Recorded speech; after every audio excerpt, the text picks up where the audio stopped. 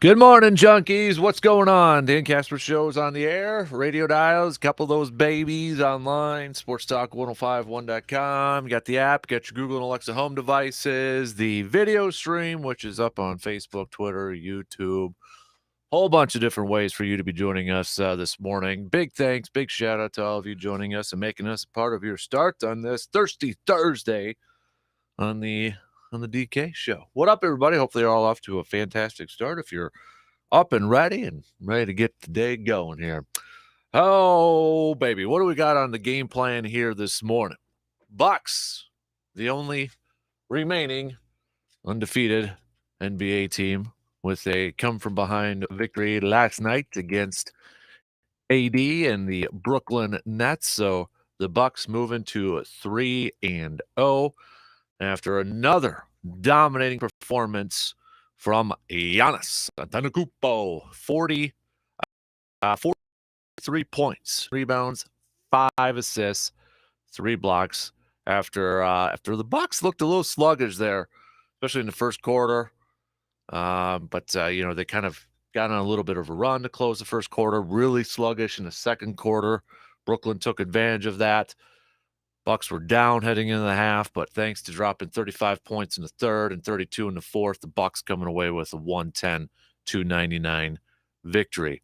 Giannis finishing 16 of 25 from the field, including 10 of 14 from the charity stripe.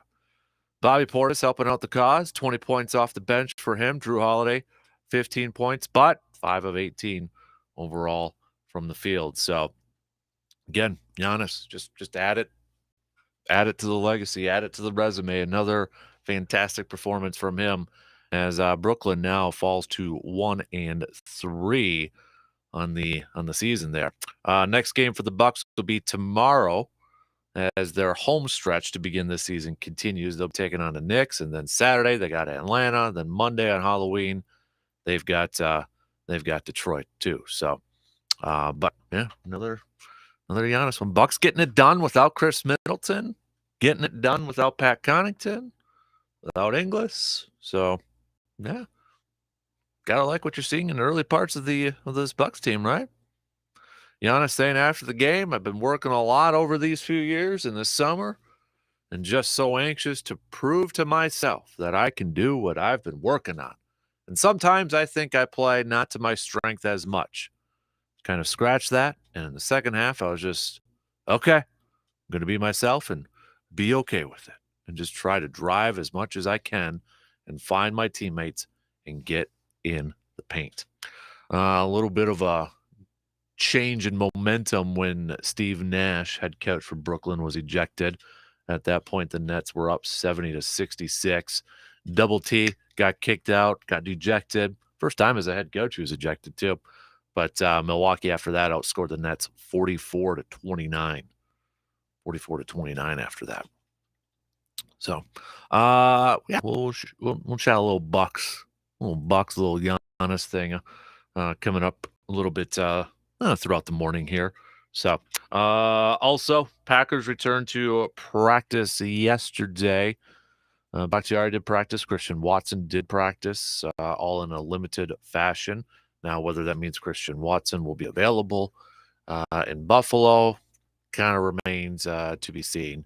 And, of course, Aaron Charles Rodgers did talk to the media from his locker day after some of the comments that fired up a lot of Packers fans out there.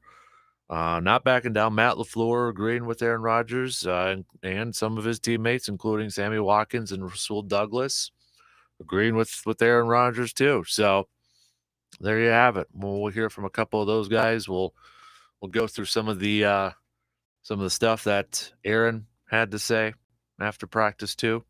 So we'll hit that up. But this weekend's games kick off tonight. Kind of a big game when you kind of look at the scope of things too. Baltimore visiting Tampa.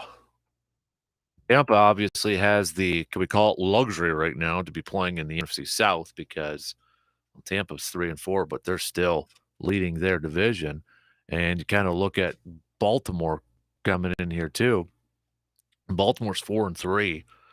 Cincinnati's right behind them, tied up at 4-3 too. So kind of a big game for both of these ball clubs heading into a Thursday night affair. Right now, Tampa Bay is favored by 1.5, but Tampa Bay also going to be missing quite a few players due to injury in this game. So if you haven't gotten your picks in yet for the Pro Football Weekly Pick'em Challenge, you can do so. Reminder at sportstalk1051.com. Just click on that Nation tab and get your picks in. I had to do mine this morning. I almost forgot about them. So little college football talk in this thing too, because, well, Badger football released, I should say Badger football didn't, but, we got the schedule already for next year for Badger football. And if you haven't seen it, you got Buffalo. You open up at home against Buffalo, on the road against Washington State, back home against Georgia Southern, at Purdue. You got a bye. Rutgers, Iowa, at Illinois, home against Ohio State October 28th, at Indiana, Northwestern, Nebraska, Minnesota. And a lot of chitter chat on the web, on the social media and the internet out there saying, when you look at it, not that bad of a schedule, right? Maybe, Ohio State is the big one that everybody's kind of circling there. But we know either Jimmy Leonard or maybe some other coach. I think we'd all agree that it's probably going to be Jimmy Leonard. But that's a doable schedule if you have enough talent. That's the thing too. If you've got the talent to do it. The last few days too, we've been kind of like talking about, when are they going to post the job, and it hasn't been posted and that sort of stuff. Well, I believe it was Jeff Patricus.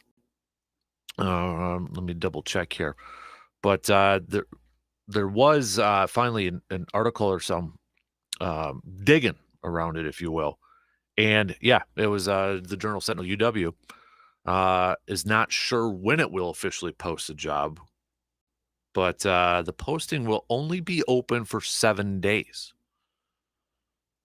So they haven't posted it yet, but the posting's only going to stay open for 7 days, and UW is using a search firm to ID the next head coach, which obviously is a little bit of a change from when Barry Alvarez was athletic director, because if you remember, he with the famous line like, search committees use me.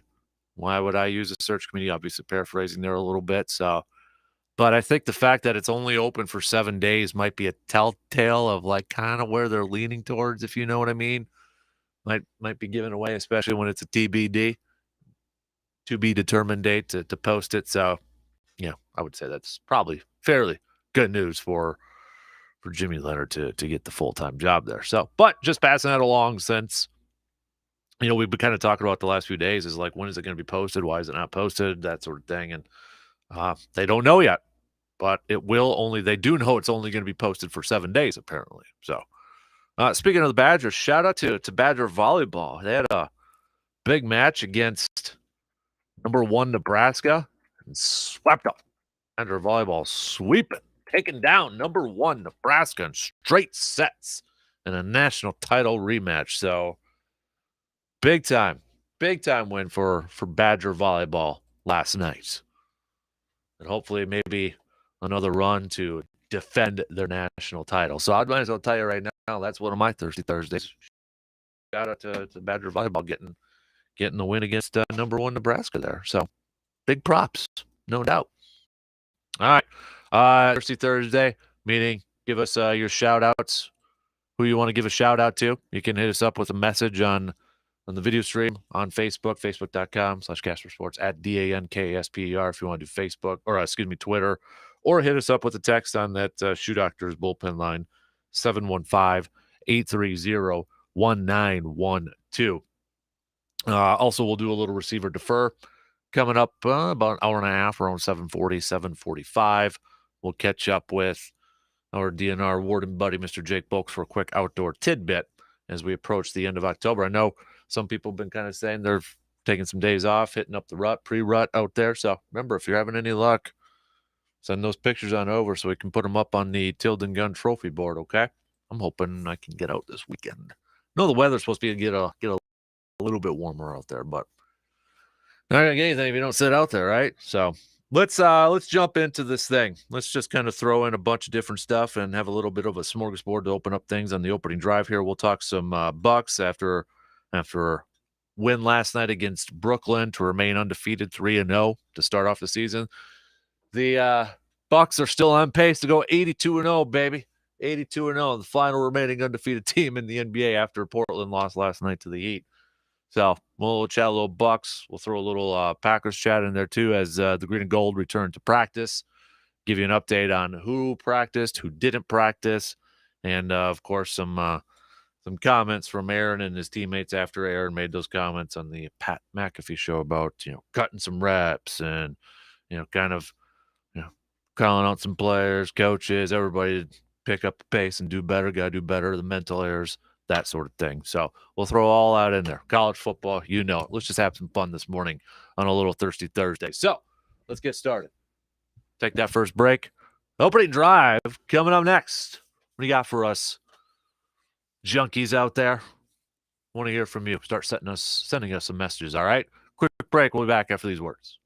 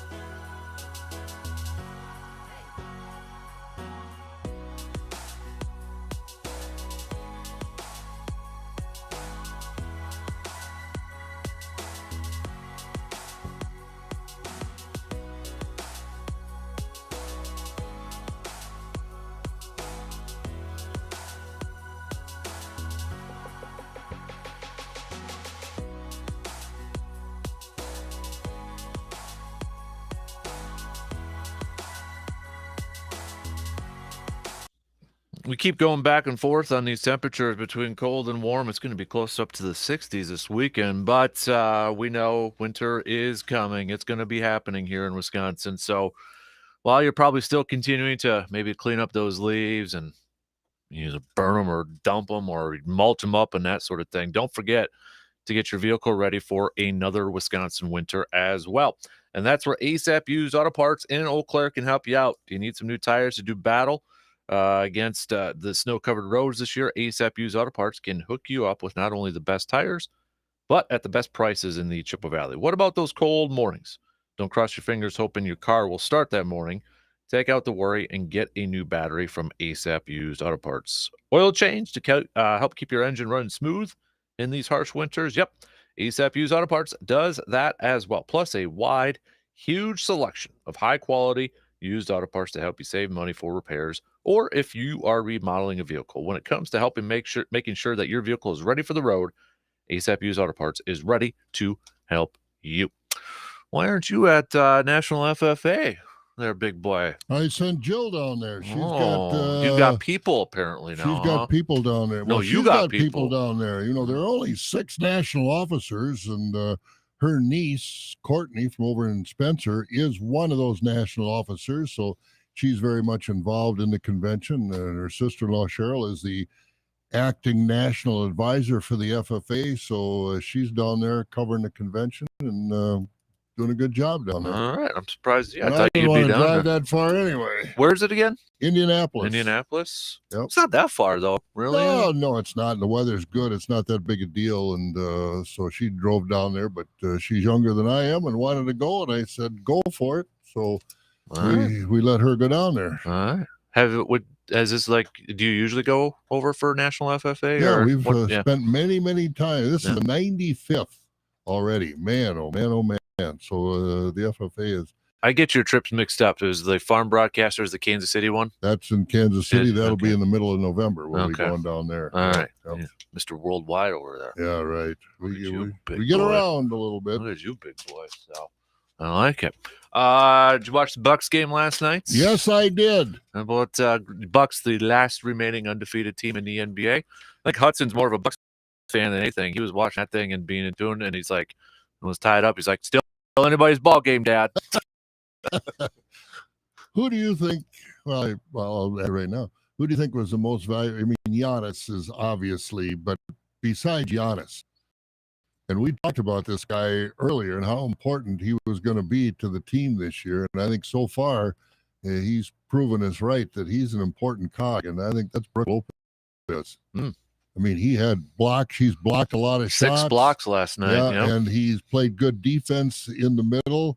His shooting is coming around a little bit, and it's going to get better.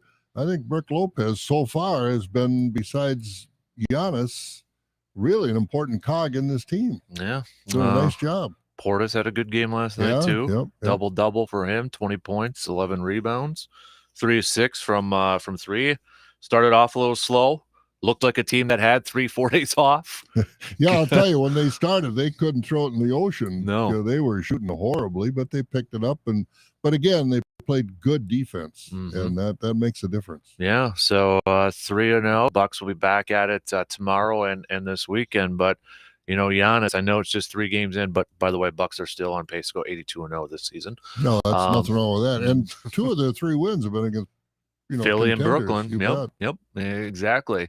You look at the start that Giannis has had, though, this so far this week or this season. You know, he said after the game, and I know I went through this quote, but in case you missed it, Giannis said, "I've been working a lot over these last few years in the summer and just so anxious to prove to myself that I can do what I've been working on. And sometimes I think I play not to my strength as much." I kind of scratched that. In the second half, I was just like, okay, I'm going to be myself and be okay with it, and just tried to drive as much as I can and find my teammates and get in the paint. And Mike Budenholzer saying that's vintage Giannis. That's probably about the best. He's had a lot of great performances. Tonight, that second half, he did everything. He was phenomenal. Do you know, you watch that guy, and he's like any other player I've ever seen. Michael Jordan was great at what he did, but Giannis, how much ground he can cover with one dribble and get to the basket.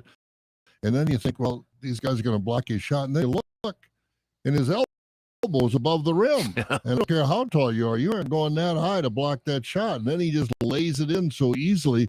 I mean, to watch the guy do these things, and I've seen him do it hundreds and hundreds and hundreds of times, but to watch him do it, it still amazes me about what he can do. Yeah, and I think the big thing here, too, is they're getting this done. And I know it's only 3 games in, but they're getting it done without Middleton, without Pat Connaughton, without their free agent acquisition of Joe Ingles, who's supposed to be like a 3-point threat for them. It is just 3, but they're getting it done without those 3, too. And I'll tell you, Grayson Allen better be careful. He might not have a position on the floor when English comes back, because I didn't see him play the whole game, but he started out. I think he threw up about 3 bricks in the first 4 or 5 minutes. So let me ask you this then, Sir Intern Bob over there. The last couple of days, we brought it up a couple of days ago, but we can throw it up because there's trade rumors about Jay Crowder, the former Marquette player, played with the Sun, and he's still with the Suns technically, but the Suns are trying to trade him. But you saw him in the finals against the Bucks. 6'6", kind of defensive wing type of player. I kind of call him a little bit bigger version of a PJ Tucker. He's aggressive. He's light, but you're exactly right. I'd equate him to Tucker as well, as far as the way he plays the game. He's a physical force. Mm-hmm. Would you trade Grayson Allen for him? Yep. All right. In a minute. Okay. We were about 50-50 when we did that informal poll out there, because they are different players. Oh, you take question. Defense, but Grayson Allen's struggling with the 3 so far. I mean, career-wise, he's better, but and if they get English coming in, who's going to be a 3-point shooter, and Wesley Matthews is still serviceable in that area as well. Middleton's coming back. Yep. Portis made some 3-pointers. I'd trade Grayson Allen for Crowder in a minute. All right. I'm kind of that way too. I'm kind of leaning towards that. I'm defense, man, especially perimeter defense and interior defense. I think they really missed Tucker last year. Mm-hmm. I wonder if that's why that's kind of being brought up a little bit more. I don't think they ever adapted. And if they can get a guy like Crowder in there, he might be the final the final straw that stirs the drink to the championship. Yeah, it's fun watching this team, though. It is. I enjoyed it last night. I did too. They were under control. I mean, they never had a down period, so to speak, in the game. It was a good game to watch, and they're front. Even Durant, you watch him a couple of times trying to guard Giannis, and Giannis would get in there and make the lay, and he just kind of look at him. And Durant's one of the greatest players ever. He's offensive, but still, to play defense against a guy like Giannis, I don't know how you play defense against him with one guy. Yeah, I don't know either. I know this isn't Bucks related, but I was thinking about this watching the game last night. Has there Ben Simmons? So, I mean, he only had 4 points last night. But remember, he was a number 1 overall pick, all this hype coming in. Next, Magic Johnson, right, because of his height and all that. Guy can't shoot, though, and that sort of thing. Skills. Yeah, and, it's like, you think about former number 1 picks and how many of them, short leashes and that. Is Ben Simmons been getting a longer leash than most over the last few years as a high draft pick and that sort of thing. I mean, a little overrated at this point. I mean, yeah, he's averaging 7.5 assists a game and such, but I mean, dude, if you can't score, you can't shoot the ball. One of the differences between Magic Johnson and Ben Simmons is attitude. Magic came in with that tag of not a very good shooter. He made himself a good shooter, and by the end or middle of his career, not too far into his career, he became a very good shooter. I won't say a great shooter, but a very good shooter. And Ben Simmons, I don't know what he does in the offseason, but obviously he's not practicing his shooting. No. I mean, I think what was the joke last year, a couple of years ago, maybe he's left-handed or something like that, because it was awkward looking, you'd think. And not too often you talk about a young player with a lot of potential where their main issue is shooting from the outside, especially like a point guard. I think he's an example of those guys. He was from Australia, and he was so much better than anybody else in that part of the world as he was growing up. He didn't have to work hard. All he could get around him and go to the basket and lay in the shots. Well, then he came to LSU and for I think he only played a year. Yeah. And again, he was very much able to do what he wanted on the floor. and that meant a lot of layups. So he scored some points, had a lot of assists, got a lot of rebounds, played pretty good defense. But it's like when you get into that final step, the NBA, the NFL, Major League Baseball, your flaws are going to be exposed in a big hurry because they know, they study, they scout, they know what your flaws are, and if you don't correct those flaws, you don't have a chance. No.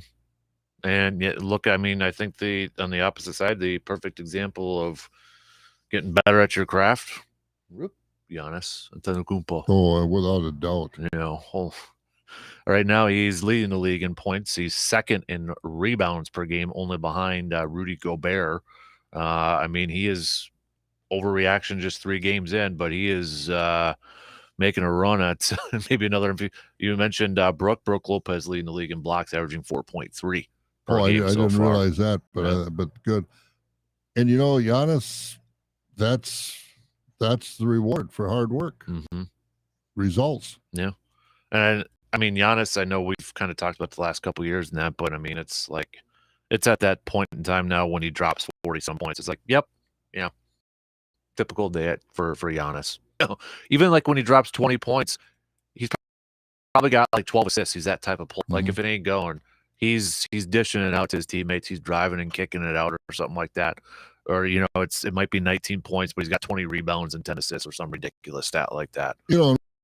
One thing it seems to me, from the outside looking in, but it seems to me, unlike LeBron or even KD and Kyrie Irving and some of these great players and Embiid, I think the players, his teammates, really enjoy playing with him and enjoy his success because they know how hard he works. And I don't know if the teammates of Kyrie Irving and Durant and LeBron and Joel Embiid can say that same thing. I think it's like Jokic from Denver. He makes his teammates a whole lot better, like Giannis does. And I think the guys really like playing with him versus some of these other guys. And I think that might be a way that maybe some of these guys in free agency would come to Milwaukee, and everybody wants to sign the maximum dollar contract, and you can't blame them.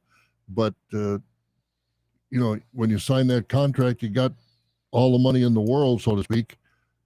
Wouldn't a nice ring on your finger look pretty good to top off your career? Yeah.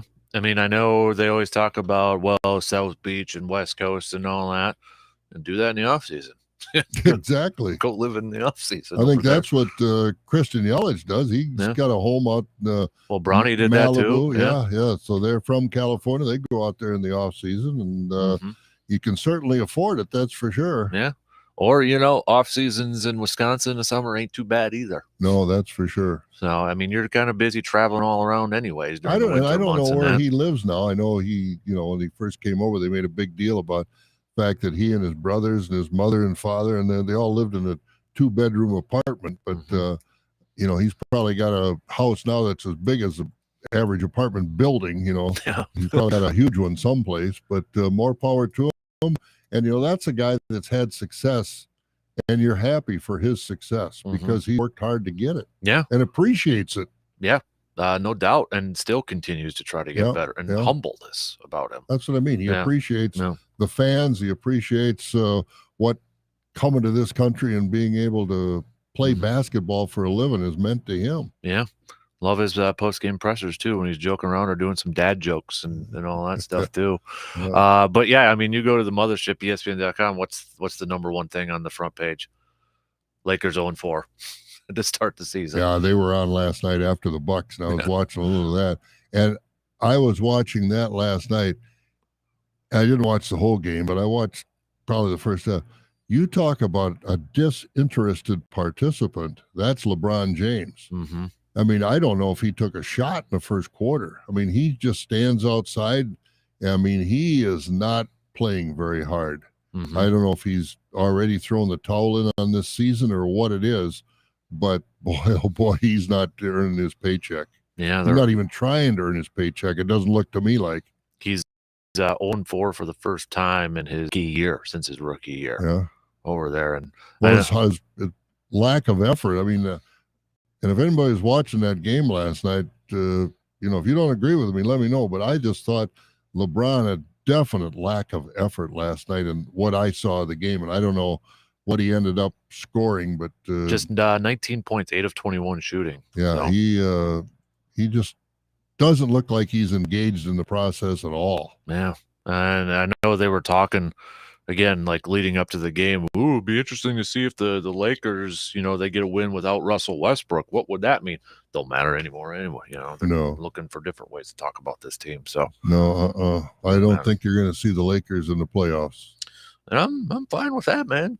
I'm totally fine with that. Doesn't break my heart. Nope, didn't break my heart last year either when they weren't in it. And it's interesting. They were talking on one of the broadcasts recently about the leaders for the front runners at this point in time. The season's 3 games old, 4 games old, wherever. The leaders for MVP, and they go down the list 6, 7, 8. LeBron's not even listed. Mm-hmm. They're not even counting him in it anymore. Well, man, good. Yeah. He doesn't deserve it. Yeah. No, exactly. Yeah. I mean, the legend of LeBron is fading fast. Mm-hmm. Oh, your thoughts on your early impressions of the Bucks, your overreaction impressions. Now, I don't want to make overreaction sound like a negative thing earlier, but just because we're 3 games into it right now. But what are your early impressions of this Milwaukee Bucks team with wins against Philly, Houston, Brooklyn? At this point, if you want to look at, one of the talking points, well, you were here when we were talking with Jim Ozarski from the Milwaukee Journal-Sentinel, who covers, the Bucks. It's kind of talking about the defense, maybe a switch in defense and sort of thing. Well, right now in the early parts of the season, 1 weekend, the Bucks are the only team defensively to allow less than 100, and that is against 2 out of those 3 games. We're against Joel Embiid, James Harden, KD, and Kyrie Irving. They're the only team right now that is allowing less than 100 points per game. Just early overreactions 1 weekend, but we're seeing some early returns on that potentially if there is a complete switch up in defense right now. And that's where you look at the heart of a team is, scoring baskets. That's fun. Defense is work. Mm-hmm. And so the Bucks are proving that they're obviously putting in the work to play good team defense, and they did last night. I mean, there were a lot of great defensive plays by the Bucks that that took the ball away from Brooklyn. They stepped passing lanes. They double teamed at the right time. They're right now, and I hope this isn't the best of their season because it's a long year. But right now, it's only 3 games in, so let's not get too over the top. But right now, they're playing good basketball, mm-hmm. and any coach will tell you, winning basketball starts on the defensive end. Yeah, and I mean, this was too. Another question was the health of the team to begin the season. How would they do without Middleton and Connaughton, who's pretty much their 6th man? Him and Bobby Portis, the first 2 usually to come off the bench, and their new free agent. Well, they're getting it done right now. And it's going to be interesting. Middleton comes back, he's going to play. But the rest of these guys are stepping up. What does that mean for playing time for Pat Connaughton? Because I don't think Pat Connaughton he's a good player, but he might already be losing some playing time to some of these other guys. Yeah, that'll be interesting too, the rotation with everything. Yeah, when everybody comes back. So, because Middleton's not going to, his minutes ain't going to be cut. He's going to be in the Middleton's starting lineup, back on the floor, and Inglis is going to get time as a 3-point, guy on the, that sort of thing. I think George Hill ought to get himself a nice pad to sit on a bench. And Pat Connaughton, I just don't think Pat Connaughton is going to be number 1 off the bench. Now, maybe he will be. They say injury shouldn't take your position. So we'll see how the coach does on that, Budenholzer. But the rest of these guys, I mean, it's not just one guy. Like we talked about, Lopez is doing well. Bobby Portis is doing well. Drew Holiday plays great defense, and Giannis goes without saying. They've got a lot of contributors on this team right now. Yeah, so early returns, first week into the season for the Bucks, 3-0. Not a whole lot to complain about at this point. So, again, Bucks back in action tomorrow night, then Saturday, and then again on Monday as their 6-game home stretch continues coming up here. It's almost like They got a road game against Minnesota next Friday, then they're back at home again. So I almost like count that as almost a home game too. And you talk about fun, and I've never been to the Pfizer Forum, but you look at this weather and you talk about how much fun people are going to have going to the Bucks game, to be outside in the Deer District. the Deer District, and all the restaurants and bars with their outside patios. It's a good time to be around Milwaukee. Mm-hmm. Yeah. Well, we know what's going on about hour and a half north there too. It's not that great. So, but your thoughts on the Bucks fans, you can hit us up 715-830-1912 with a quick text and such. We'll hit up some green and gold chat coming up in the next hour. But to finish up this first hour, I want to chat a little college football. Badger football schedule released. I don't know. Did you see it yet, intern? Did you see the next year's schedule release for Badger football? No, I didn't. All right. Well, we'll go through it so you can figure out what games you're going to be going to. So, all of them. and then an update on the job posting. Milwaukee Journal Sentinel did some digging, and maybe we already kind of know the answer. It's a little interesting. So we'll tell you what they found out. So we'll take a quick break here. And then to finish up the first hour, we'll talk some college football. Badgers are on a bye, but hey, Badger volleyball too. Sweeping number 1 Nebraska last night.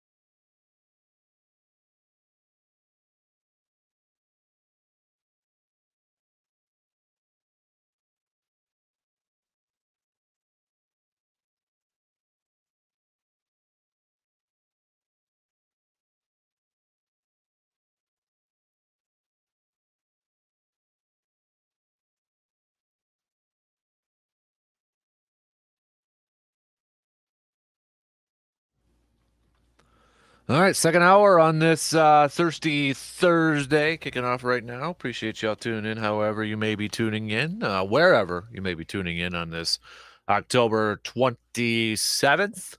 Coming up this hour, we'll get to a little green and gold chat. We got a little receiver defer at the back end of this hour. Hey, if you got any questions for our DNR Ward, Mr. Jake Bolks, who'll be hopping on around 8:30 for a quick updates and that, send those babies on over right now.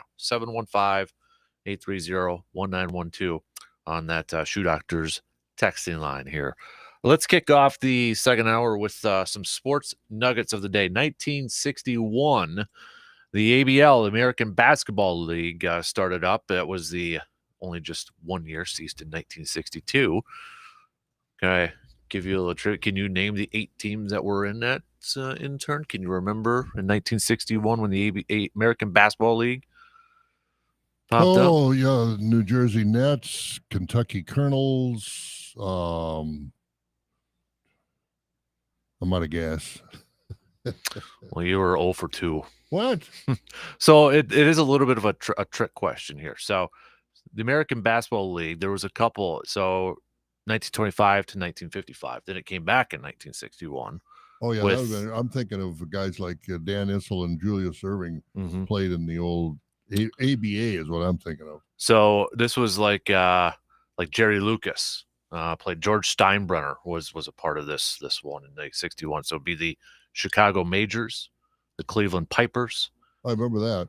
The Kansas City Steers, the Long Beach Chiefs, Los Angeles Jets, the Oakland Oaks. Remember the Oaks? Philadelphia Tappers. Nope. Then the Pittsburgh Wrens. No, I only remember 2 of those. No. Some of these didn't last long, obviously. No, some of these like changed names or folded during the season. So like the Long Beach Chiefs was the Hawaii Chiefs then. Los Angeles Jets disbanded during the season. The Oakland Oaks, San Francisco Saints, and then the Tappers, Philadelphia Tappers, or Washington Tappers, moved to New York during the 61-62 season as the New York Tappers. So, yeah, a lot of shuffling around in that thing. But, yeah, you had Jerry Lucas signed a contract worth $40,000 in Cleveland. Steinbrenner was the Cleveland. I think Rick Barry played in that too, didn't he? I got a list of some notable players. Serves me right, maybe not, but I thought Rick Barry played. Maybe he played in the ABA before he came to the NBA. I don't know, but I know so many different leagues back then. It's hard to keep track of. Bill Spivey was on this. I don't know if you remember. No, okay. Played for Kentucky. No, don't remember. Don't remember him.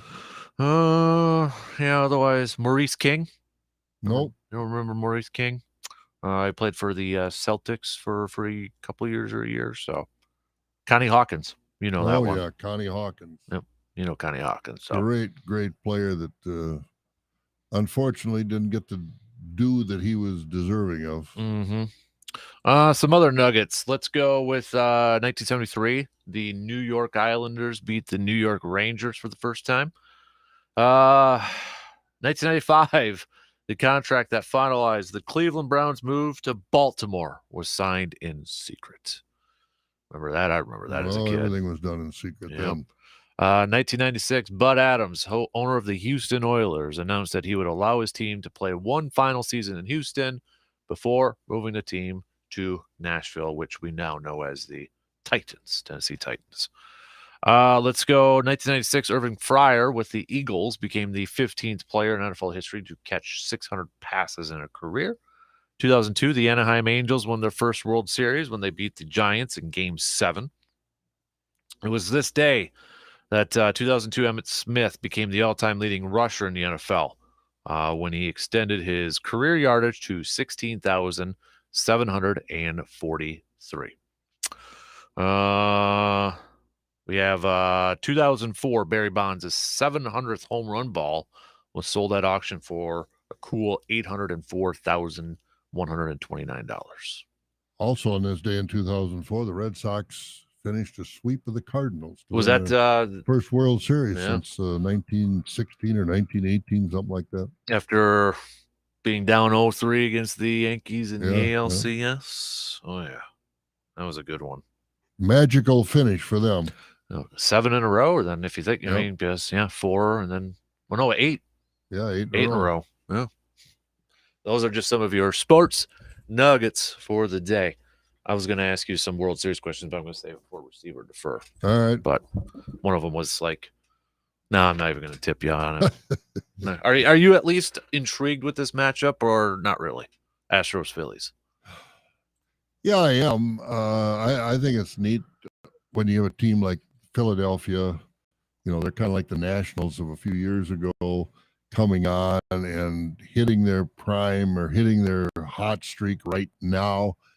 Houston is, I think Verlander right now, I think Verlander is overrated.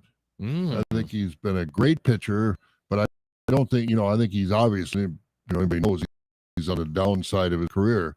And he's been touched up a little bit. And Schwarber and Harper, some of those left-handed bats from Philadelphia, they could cause him a little problem. I think Houston's got the better team, but it'd be interesting to see how Philadelphia can do it.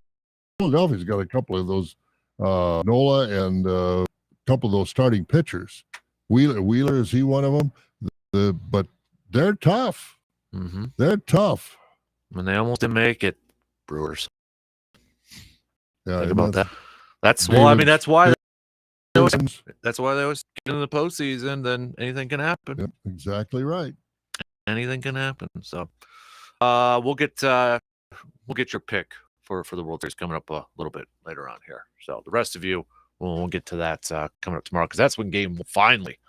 Yeah, this has been a long layoff, but again, these the pennant championships went pretty fast, really quick. Yeah. Well, Astros haven't lost a game yet in the postseason this year, so I mean they've been cruising right now. And Jose Altuve, I think he's only got one hit so far. The game right at the end. So if he heats up, look out. Mm-hmm. Yeah, that's the thing. They're getting it done without some of their guys kind of, stepping up to the plates and that sort of thing. So, but yeah, I'll be too. I always like October baseball and World Series and that, so I'll be tuned in. I will be too. I like October baseball, November baseball, when they can play baseball, when they're not, standing in the dugout with mucklucks on and parkas and, mittens that they could go to the North Pole on. I like baseball when they can play the game. And at least the weather for this time of year is actually going to be nice, like for Philly and that. Houston, you don't have to worry about it. No, they got nice weather and they got a dome anyway if they want to close it. Mm-hmm. Yeah, so again, first game is going to be tomorrow. Boy, are Philadelphia fans going to be nuts or what? I mean, they're good time to be a Philly fan. Well, they're Eagles and Phillies, and But I'll tell you, those fans are crazy enough during normal times. But now they got an undefeated football team.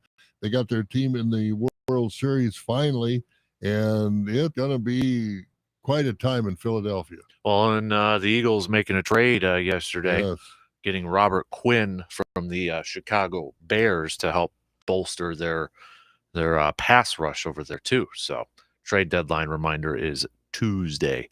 Whether we'll see if there's any more moves. A lot of rumors, a lot of smoke, but is there fire all around the place? That is remained to be seen. Remember Skip Schumacher from the Cardinals back in the day? Little Skip Schumacher. Well, I know that name. Littler guy, I believe, infielder for. I think he was infielder for the Cardinals, right? I remember the name. I can't tell you much more than that. But he is now the new manager for Marlins. So first time manager going over there for the Marlins. But now, wasn't that where Mattingly? Yeah, Don Mattingly, the ex-Yankee was there. So yep, that's a crazy franchise. They get good players and good players and good players and bring them up, and they get in the postseason. They win a World Series. Let them all go. Mm-hmm. It's a crazy franchise. It is, and then the whole Derek Jeter thing, he ties into it, and a few years, and then he's out because apparently he wanted to spend more and all that. And he wanted to get some players in there, and they wouldn't go along with him, and so he's out. I don't know what he's doing now, making commercials, but other than that, I don't know what else he's doing. Probably doesn't have to do a whole lot, to be honest with you. He's no, I'm sure He's probably his bank account's in good shape. yeah, exactly. Hey, before we take a break and get to the Packers, I wanted to bring this up too, because I know you've kind of talked about it quite a bit, but the whole Live Tour and PGA Tour. Rory McIlroy said the other day that the feud between the PGA Tour and Live is, quote, getting out of control, and warned it could leave the sport fractured for a long time. In an interview, he described the atmosphere in the game as us versus them, and said that the escalation of the feud will likely become irreparable. This is us versus them thing has gotten way out of control already, McElroy said. If the two entities keep doubling down in both directions, it is only going to continue to become irreparable. We are going to have a fractured sport for a long time. That is no good for anyone. And I agree with him. And from the outside looking in, and that's just what we have. Rory's on the inside, but from the outside looking in, I look at Greg Norman as the problem. Mm-hmm. Really he's got an axe to grind for whatever reason against the PGA, and he might have went to the Saudis and encouraged them to do it. This might be his idea, that he went to the Saudis rather than, and I don't know, the Saudis coming to him to run this LIV thing, this Live Golf Tour or whatever it is. I don't know. It's not even a tour to me. It's exhibition golf, and that they play for money. But I think Greg Norman is the one that keeps stirring the pot. You've got guys, these are professionals. They can't hold a press conference with just one guy. Mm-hmm. There've got to be at least 2 or 3 guys in a press conference. Live. I don't understand it. I think Greg Norman is the real poison in this whole thing. Mm-hmm. Now, I might be wrong, but from what I've observed so far, he's the one that's really stirring the broth here. Mm-hmm. Roy also made comments too, where he kind of felt, first time he's ever felt a little betrayal, talking about his Ryder Cup teammates now no longer able to be on the Ryder Cup and that sort of thing, and said that he wished those players who did join the Live Tour would have tried to work out their issues with the PGA Tour before doing so. Yeah, and Dustin Johnson, Phil Mickelson obviously led it with some of the things he said. And I'm not saying he's wrong in the things he said, but the way it's turned out, I don't think Mickelson anticipated the backlash. Dustin Johnson, Brooks Koepka, and some of the other ones. Whom else am I thinking? The crazy guy that did all the experimenting. DeChambeau. Thank you. Yeah. Thank you. DeChambeau, those guys, well, they're off the map. Mm-hmm. I mean, you don't hear anybody talking about them anywhere, mm-hmm. because these tournaments that they have, quote unquote tournaments, to me, they're just exhibitions. I don't know how they're ever going to get any traction as far as, I'm not going to spend any money to go watch those guys play. Mm-hmm. The competition isn't there. Yeah. It's a series. Yeah. Maybe and I don't understand how they think golf fans want to see, the back nine on Sunday at the Masters. What do you got? The back nine on Sunday at the, I don't know what event it would be, in some place where it would be. You don't have television. I'm not going to sit and watch a golf tournament on my computer. Right. It's just not going to happen. So, unless I don't know if they did or not. I know they were talking about buying airtime on, I think it was Fox Sports months ago. But and that's the difference. So they got to buy airtime. I mean, money's no object to them. But yeah, and that's the thing. Money's no object. So it's not like you were talking earlier about these basketball leagues and things like that, where money obviously was an object, and they fell on their face. And I think this thing, without the Saudi backing, just a Live Tour, would fall on its face too, without all that money from Saudi Arabia. And that's why it'd be interesting to find out, and nobody's ever reported, if Norman went to the Saudis or if the Saudis actually came to him, because he really has an axe to grind he's got a burr in his saddle. Well, I think, wasn't it that Jack Nicklaus said they approached him first and offered him a boatload of cash, and he said no. Now, I know they offered him a boatload of cash, but I don't know if that was before, because Nicholas obviously wasn't going to take a job right with the Norman has because of their commissioner. Nicholas would never have done that. now. And so I don't know what the approach to Jack Nicklaus was, because obviously he's not going to play. I don't know if he'd be a spokesman for that, but why would he do that? Yeah. Fine. I'll see if I can find it later. But anyways, let's take a quick break and let's talk some Packers. So Packers returned to practice yesterday. We'll tell you who practiced, who didn't practice. And then what did his mates and coach have to say about Aaron Rodgers' comments from his Pat McAfee show appearance?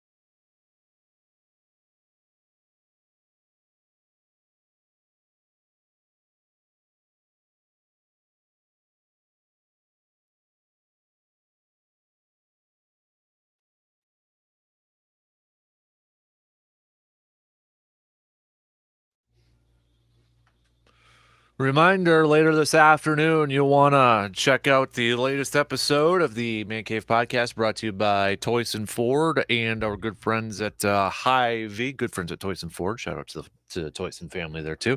But today's the day with the big announcement. If you want to hear it first, you got to check out the podcast. Big, Bob. You don't even know what it is. No, So I have no big. clue. Very few people Big know stuff. about it. So it's huge. Huge announcements. You're going to have to listen to the podcast later today. All right. So just What time's the drop? We'll do it in the afternoon. All right. So we'll do it in the afternoon. You might have to. Do I have to show you how to do podcasts, or you know how to do that? I know how to.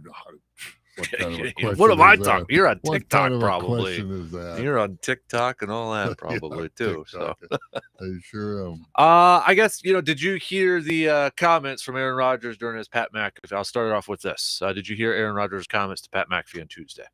Something about guys that aren't performing shouldn't be playing, kind of thing. Yes. Yeah, it sums it up there. That cutting reps, guys that aren't performing, cutting the reps, and maybe guys who haven't been given a shot to play to go and play. The only problem with that, there might not be many offensive linemen on the field. With what he said, well, let's just say it. I'm sure you know because you're a big social media guy on Twitter and that too. It fired up Packers Twitter. They got pissed that he made those comments. So now it was Wednesday yesterday. Packers returned to practice. Matt LaFleur was at. We knew they were going to be asked about it. Aaron also talks to the local media on Wednesdays. We knew he was going to be asked about it, and that sort of thing. But first up, Matt LaFleur saying that we have to be truthful with one another. Sometimes the truth hurts. I don't think he publicly called out individuals. I didn't sit there and listen to the whole thing. So I just think that you have got to get to the root of the truth. Aaron Rodgers, following up on it when he was asked about it, if he had, heard if any of his teammates had a problem with it, he said, if one of those guys has a problem with it, I'm right here, and I'd love to have a conversation. I enjoy those conversations. I enjoy any type of conflict like that because I know the resolution on the other side is going to make us a better unit, a better friendship, a better cohesion on the field. But nobody's come to me and said, I've got a problem with what you said. I think everybody knows, Matt included, that everything's got to take a little uptick to get better. Aaron went on to continue to say, I don't understand why people have a problem with the things that are truthful. I'm calling things the way I see it. People don't think I need to air that stuff out. That's their opinion. But I'm doing that, I think, is in the best interest of our guys. And I've tried a lot of different things from a leadership standpoint this year, and I was just relating my personal feelings on the situation. I didn't call it anybody by name. I think we all need to be on the details, and that includes myself. Quick audio here from, let me bring it up here, from Sammy Watkins. He was asked about it. Rasul Douglas was also about it.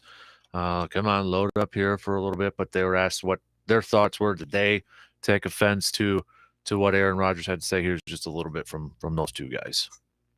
First up, Sammy Watkins. And if you're not performing or executing or doing the things that you're supposed to be doing, then I'm with Aaron. Like, if I'm not playing well and I'm freaking up and busting plays, get me out of the game because that's not helping the team. And I think that's a wake-up call to everybody, wake-up call to myself. I try to limit myself having one MA a game, and that's my goal. And the goal is to have none, but things happen in the fire. But I'm with Aaron on that. Maybe guys that block more, block harder, do the details correctly. And I feel like everybody's on the hot seat right now, even myself. I got to go out there and make plays as much as plays I can, and do anything to get a dub, whether that's run blocking, pass block. I mean, catching balls deep, short, whatever it is. We have to do it as a collective group, and I think this is a game to do it. I mean, isn't that how it works? If we're being honest, right? That's how it works. People who this is a production-based business. People who make the most plays should play the most, right? So I don't disagree with nothing he said. I mean, he's been around for a long time. He understands the game at a high level that probably no one else in the locker room, probably besides Big Dog, understands of that.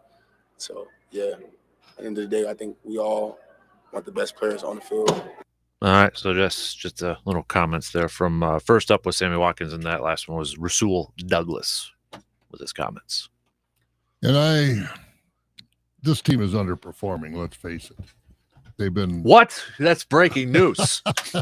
but are they underperforming against other teams in the league because they're not good, or just because they're underperforming? I think a lot of it is because they're not good. We don't have Sammy Watkins is not He ain't 2014 Sammy Watkins. I was Yeah. going to say he's not the Sammy Watkins I think people thought we were going to get. He's not. We don't have receivers. If Alan Lazard is supposed to be our best receiver, I mean, he's not in the top 40 in the league, I don't think, when you look at it really and truly. So I think this team is underperforming because we don't have the talent on this team. And Aaron Rodgers is just saying that. And I think these guys also on the team aren't going to go against Aaron Rodgers because I think they're obviously in awe, a lot of these young guys, and the guys that haven't really solidified a place in the NFL yet. They're on a roster, but you're not going to go against a 4-time MVP because I think they're just in so much awe of Aaron Rodgers. I just saw this pop up, and I missed this yesterday, but it was in the afternoon. So Mike Renner, Pro Football Focus, he's been on our program a few times. But speaking of the wide receivers, here's a stat for you. On targets of 15 or more yards down the field, Aaron Rodgers has had only 6 receivers that were deemed or charted as open, which is dead last in the NFL. For comparison's sakes, through 7 games last year, he had 8 of them to Devontae Adams alone. Yeah, these guys can't get open. If they do get their hands on the football, they're not getting it. I mean, like Devontae Adams, you look at some of the catches he made. How in the world did he get that ball from that defensive back of those 2 defense backs? We don't have anybody that can go get the ball. And that's the problem. I mentioned on Monday too, the name that we're not talking about a whole lot for a deep threat that might be missing too is Marquez Valdez-Scantling. Oh yeah. 3 catches for 111 yards the other night for Kansas City. Yeah. The deep threat taking the top off the speed over there. Even Equinemius St. Brown playing for the Bears. He had a couple of catches. I mean, these guys, we don't have any receivers. That's the bottom line. And then, Dobbs, everybody says Dobbs. He's not NFL ready. As far as I'm concerned, you watch him play, he's not NFL ready. He's playing because that's how bottom of the barrel our receiving crew.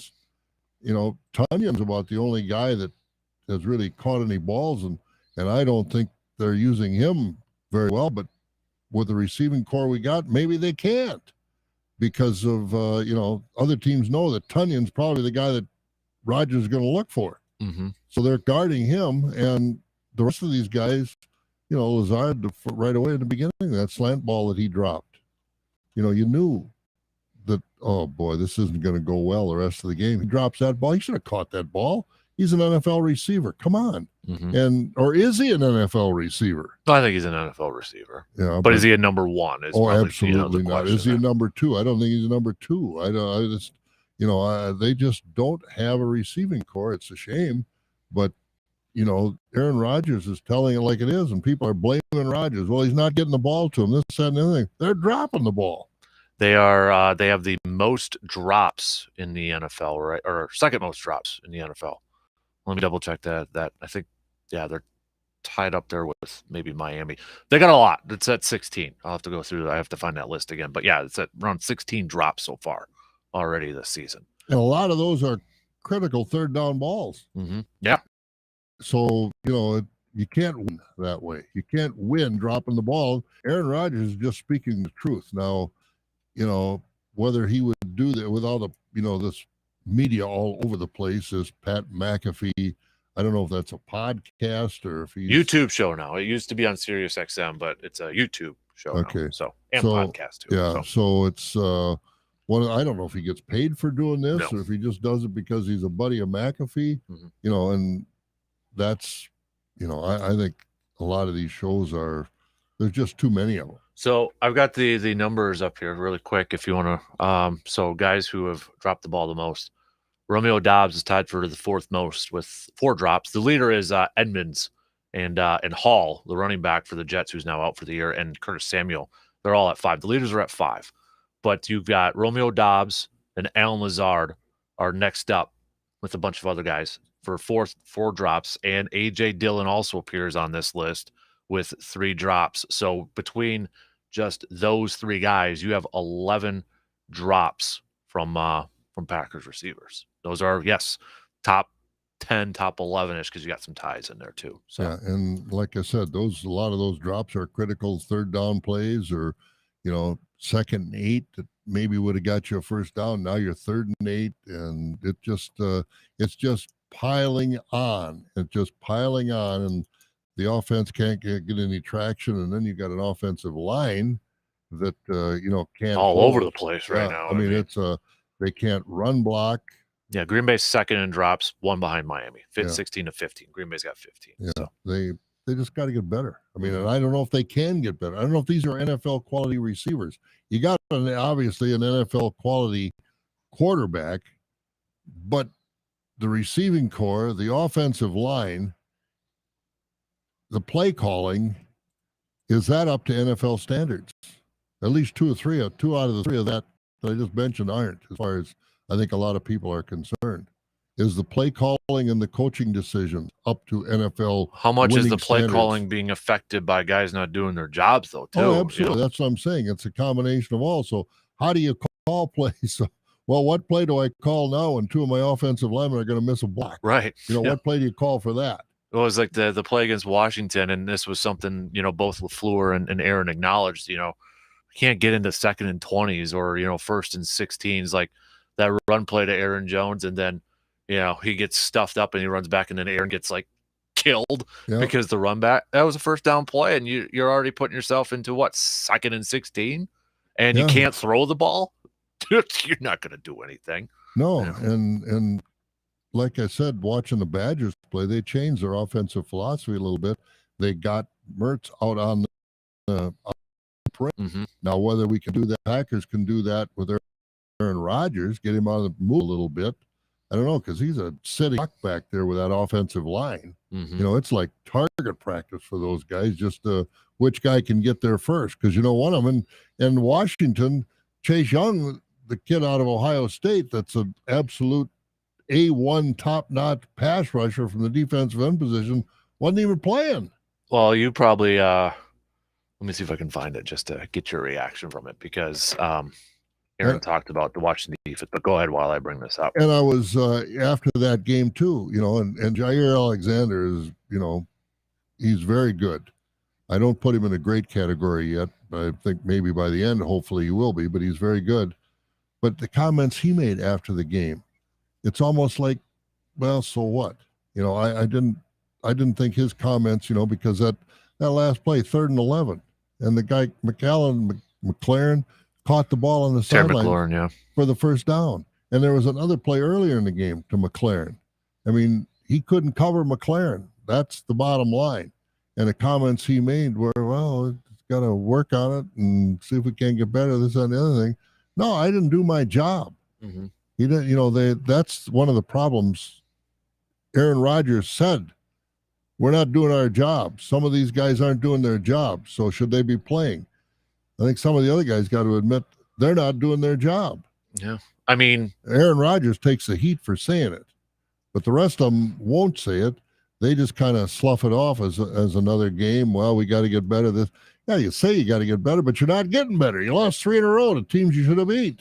I mean, let's kind of be honest with ourselves too. I mean, intern, if you or I aren't doing our job, are we going to get told about it? Now, it's different. We're not going to have somebody go in the media and say it, but that's their business. Yeah. But I mean, we're going to probably get called out under the carpet. Oh, absolutely. This was what AJ Hawk asked him about. What did Washington's defense do, to kind of affect your offense? So here's just, I'm not going to play the whole clip, but here's what Aaron's response was. Come on, load up. Hey, quick pivot back to the Washington game. What exactly you think? What were they doing defensively? I give their defense credit, honestly. What are they doing, I guess, to give you guys a tough time for your offense? Nothing. Then what was it? People are going to be so mad with your answer. Right? So mad about it. Look, I mean, they didn't have to do anything. They rushed 4 guys. They played cover 4. They sprinkled a couple weak inserts and a couple man coverages, and that was it. So what do you think it is? They got good players, but as far as schematically, what did they do? Just lined up and played. So what? So yeah, Packers aren't very good. No. Packers aren't very good. They got beat mano-a-mano. Yeah, they rushed 4. We've got 5 offensive linemen, and 4 beat 5. And when you have a struggling receiving core and you got extra defenders in the secondary, it's going to be a long day. Not trying to make excuses for them, but it's just they're not that good right now. No, they're No, not. they're not. No, I mean, we're short of personnel. Mm-hmm. I mean, and that's, leads to another topic. Surveyor Sam with a quick text. Good morning, DK. If anyone has an issue with what Roger said, then they are extremely thin-skinned. These are adults. This is their job. If you suck at your job anywhere else, you're going to get yelled at, plain and simple. Now it's time for everyone to realize that they need to step up and secure your job. Otherwise, someone else will take it. That's from Surveyor Sam. So, But obviously, we're 7 games in, and this offensive line has been pretty shaky all year. You don't have anybody to step in. Elton Jenkins has kind of been a disappointment for more me. than kind of. I know he moved back to his left guard, but he's still not good. That's for sure. He's gotten penalties, holding penalties, false start penalties. He has not been. He has not been the Elton Jenkins that we thought he could be. No, not at all. So, all right, we're gonna take a quick break here, and then we'll finish up the second out with little receive or defer coming up after these words.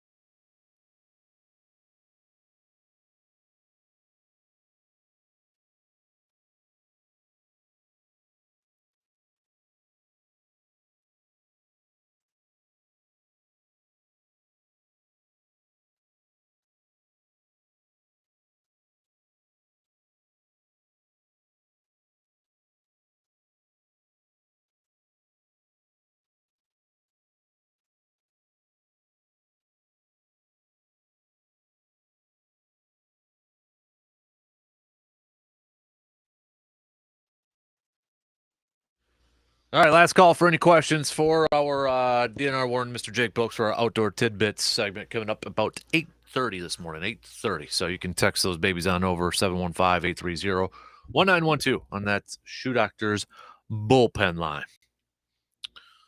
When intern gets back in the studio here, we'll do a little receive or defer. I don't know where he just ran off to, though. So whenever he gets back, we'll do some receive or defer. But yeah, we got Thursday Night Football. There he is. Thursday Night Football tonight. Speaking of old quarterbacks who are 3-4, Tom Brady and the Buccaneers taking on the Baltimore Ravens tonight. So is he getting the same kind of guff down in Tampa? Because he's expressed a little discontent about some of his teammates too. I feel like he's kind of getting, and I could be completely wrong here just because where we're at, but I feel like maybe getting a little bit of a pass because, he's got his off-field stuff going on and, whatever have you, but with his marriage. And I wonder if people are saying, well, he's got marriage problems and he's not focused the way he should be. I haven't heard much of that, but I would imagine that's probably part of the scenario. Yep. All right.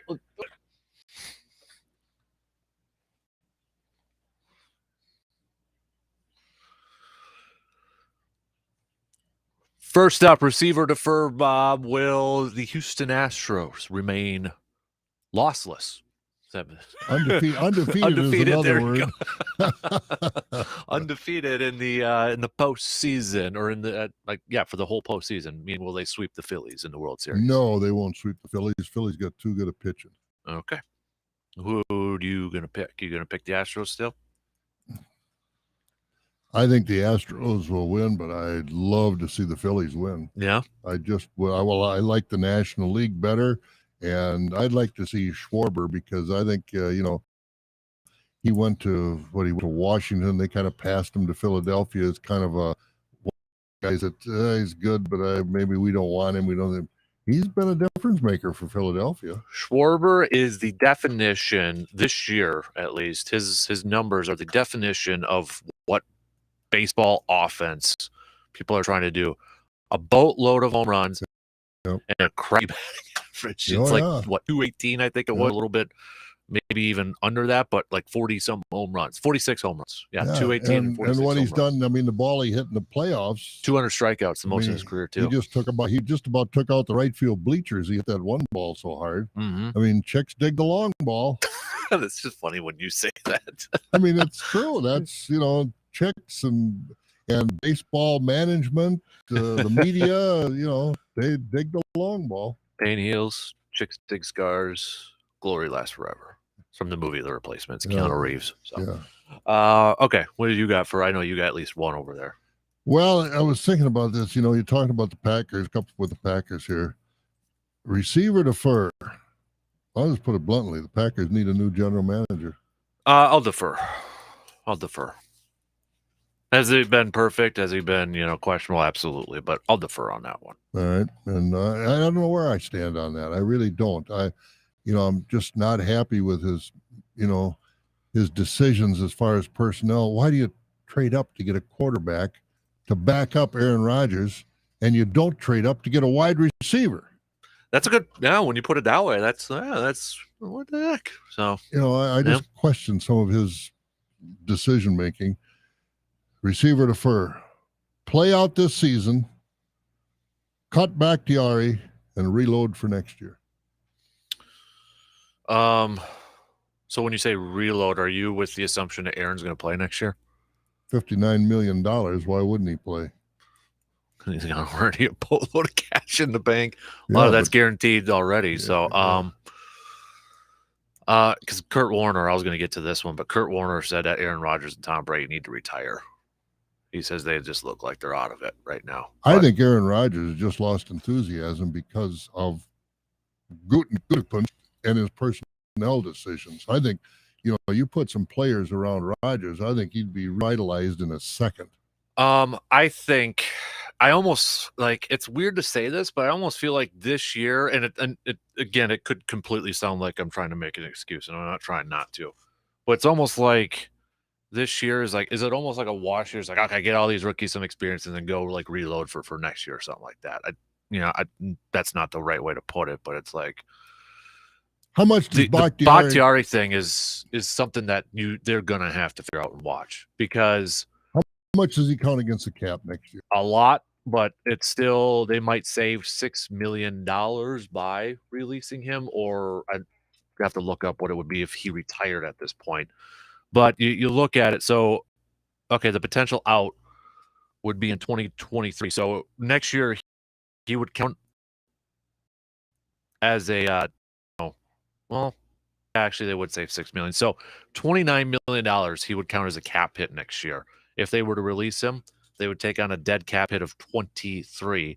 But again, if you do the post-June 1st thing, you kind of divide it in half throughout 2 years, sort of thing. But that's something that they're going to have to figure out. Yeah, and the thing is, and he's been a great player, and I'm not trying to degrade his, he's just at that point. I mean, you look at him line up, and he gets into his stance, and when that left leg is straight in the back, you can't tell me he can drive a running play. I mean, he's setting up always in a pass blocking stance with that left leg straight out. Mm-hmm. I mean, and like I said, I think it's a function of the knee. I'm not saying he's all of a sudden a bad player. I just think his physical condition is really affecting his ability. Well, I don't think you can go into like what we saw this last week, where it's like day by day sort of thing. Well, how's the knee feeling today? And then, you got to change everything up. And it's like, okay, if you have a serviceable backup, that's fine. But at the same time, that changes up a lot of stuff. Like, you're going to be paying this guy a lot of money, and it might literally be day by day for the rest of his career. Yeah. He can't go about that. No, and I feel bad for him. Yeah, but, so do I, because he's been a great player. And I think I heard you say yesterday, recognized as the best left tackle in football the past few years. But they go to Buffalo, and he practiced Saturday, and then he can't play on Sunday. I mean, Von Miller might have 22 sacks. Yeah. I mean, it's just, they don't have people in play. That's what I'm saying. You bite the bullet this year, and boy, that's hard to say with what you're paying a quarterback. And then reload for next year, including some wide receivers. Mm-hmm. And, offensive line. I mean, they got some holes on this team. Well, and I know, like, with the trade deadline, and do you trade for a wide receiver? But then it's like, at that same time, if you trade some draft capital, you might have a high draft pick. Oh, yeah, that's what I'm saying. They'll have a high draft pick.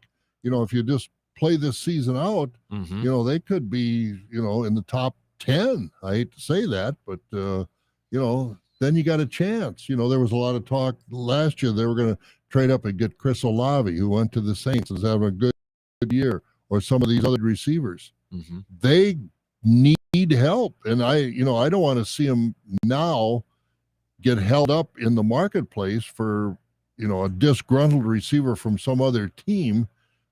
I want to see them get somebody fresh, Mm-hmm. they put themselves in a tough situation with their decision making. And I think it's frustrating with the draft of last year, the two guys out of Georgia in the first round. One has finally played in the defensive line, and the other one, the linebacker, number 7, what's his name, Walker? Yeah, he finally, probably was his best game against Washington.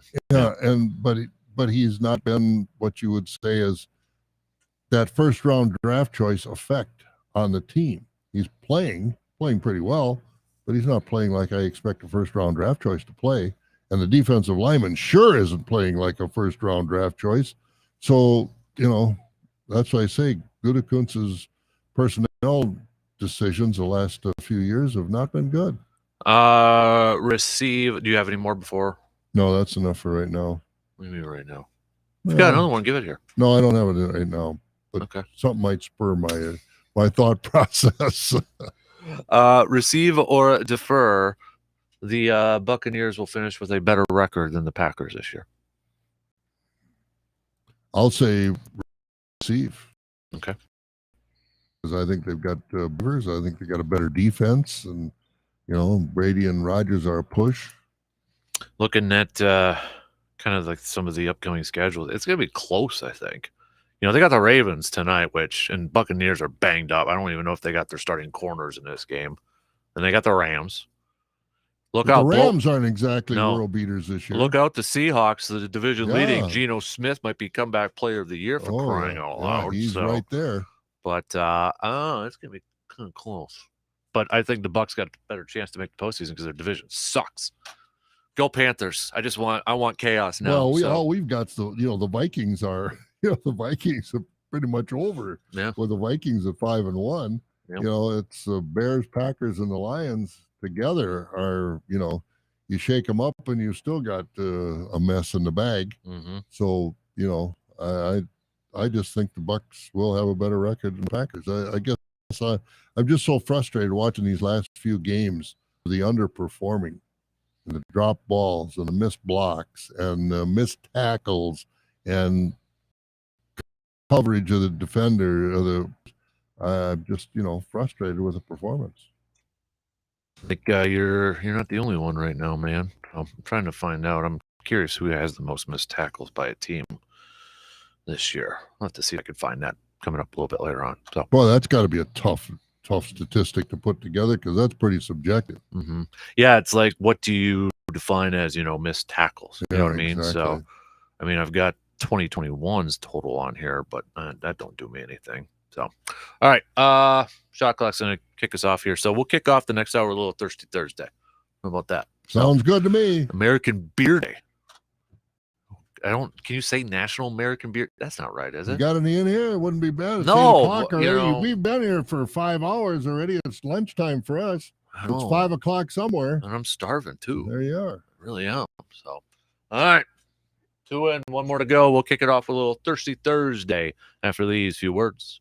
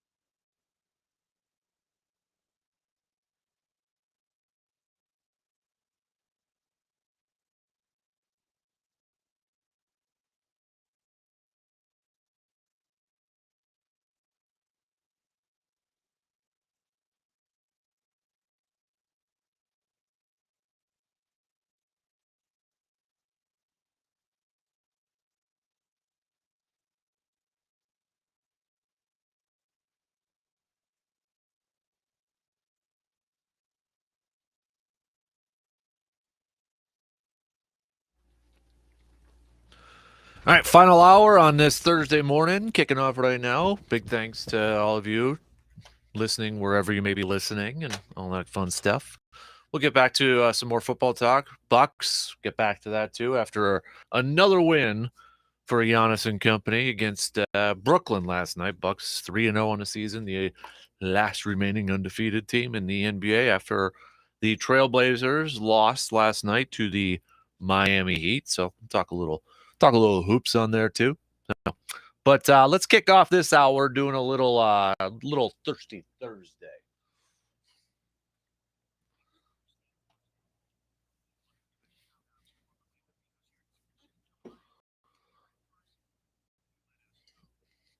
All right, you got a Thirsty Thursday shout out to anybody there, intern, that you want to kick it off for? You want me to kick it off? I'll tell you what, I'm going to give a Thirsty Thursday shout out to Graham Mertz. No, He played a nice game on Saturday. They changed up a little bit of the routine of the offense. He answered the bell, and he was a difference maker on Saturday, and I'm going to give a shout out to Graham Mertz. that's a good one. I'm going a little bit of a different direction. I am going to give a shout out, more of like thinking of the families involved with the Waukesha Christmas parade, and one that really got me was the little boy's dad tweeted a picture last night.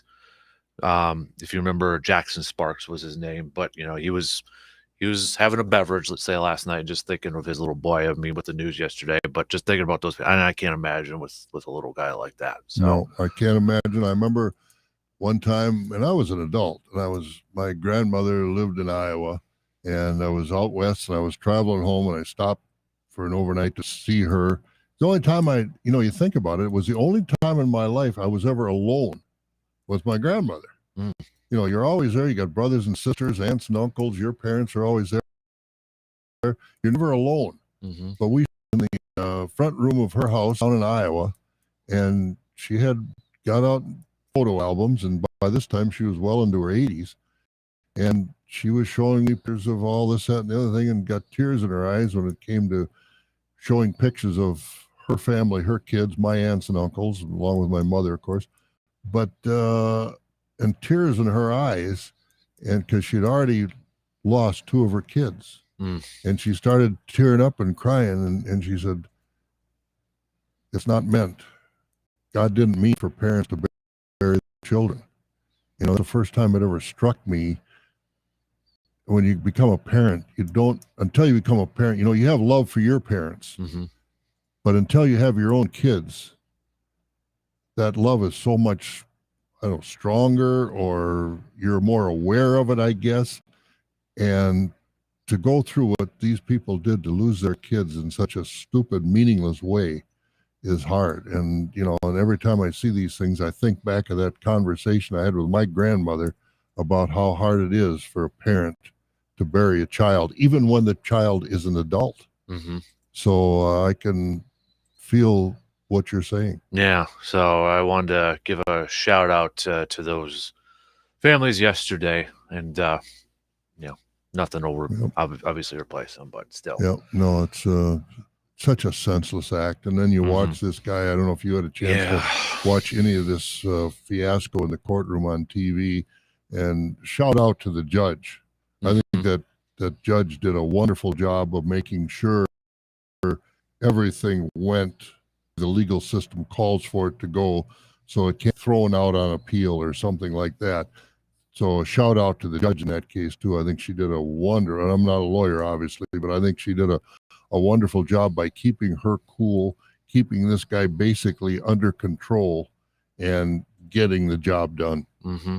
Yep. So, all right. So moving on, but those are our shout outs. If you have any other ones, you can let us know with text, tweet, or Facebook message there too. So, Bucks though, hey, win for them last night. I know we talked about it quite a bit in the first hour there, but for those of you maybe just joining us here, it's off to a 3-0 start. Giannis, I know at the beginning of the year we kind of talked about what else can Giannis do to really improve his legacy, and I'm like, well, maybe it's just continuing dominating the game. And Well, right now he's continuing to dominate the game at a high level. Here's a receiver defer. Will Giannis go down as a top 5 player of all time when his career is all said and done? It's hard to say right now, but he's sure projecting that way depending on how long he wants to play. Mm-hmm. You know, LeBron is going to go down as probably the leading scorer, but that's basically a great player. I don't want to take it away from LeBron, but longevity Yeah. playing a big role in that. And so that's, where his legacy, you think about all the great players to be put in the top 10. He's still got some work to do, but I think he's very capable of doing it. I think, I know we've mentioned this before, but, the NBA did their 75th anniversary last year, 75 players and all that. And then NBA didn't rank them, but ESPN ranked them. And they had Giannis just outside the top 10. I think he was in the teens somewhere. Mm-hmm. But I'm like, okay, that's setting up that he will be a top 10 player at some point. See, it would. Yeah. And I don't know what Giannis's ambitions are, but like when you talk LeBron and, he's like, I want to play with my kid, when he gets to that age and all that. And we know LeBron's got other business ventures and all that. And I don't know what Giannis's goal is, if all that, but, I think right now he's just so focused on basketball. That's his thing, is just basketball. And I remember a couple of years ago when I think it was an old clip when he first started, I think he was visiting where the Bulls played. And he saw the jerseys of Jordan and Pippen in the rafters, and that was like his goal. He wants that in Milwaukee. He wants his jersey up there. Well, that signed, sealed, delivered. I think the number's retired too, probably, Giannis, at this point. I don't think that's debatable. I think 34 is pretty much going to be in the rafters probably the next day whenever he calls that a career over there.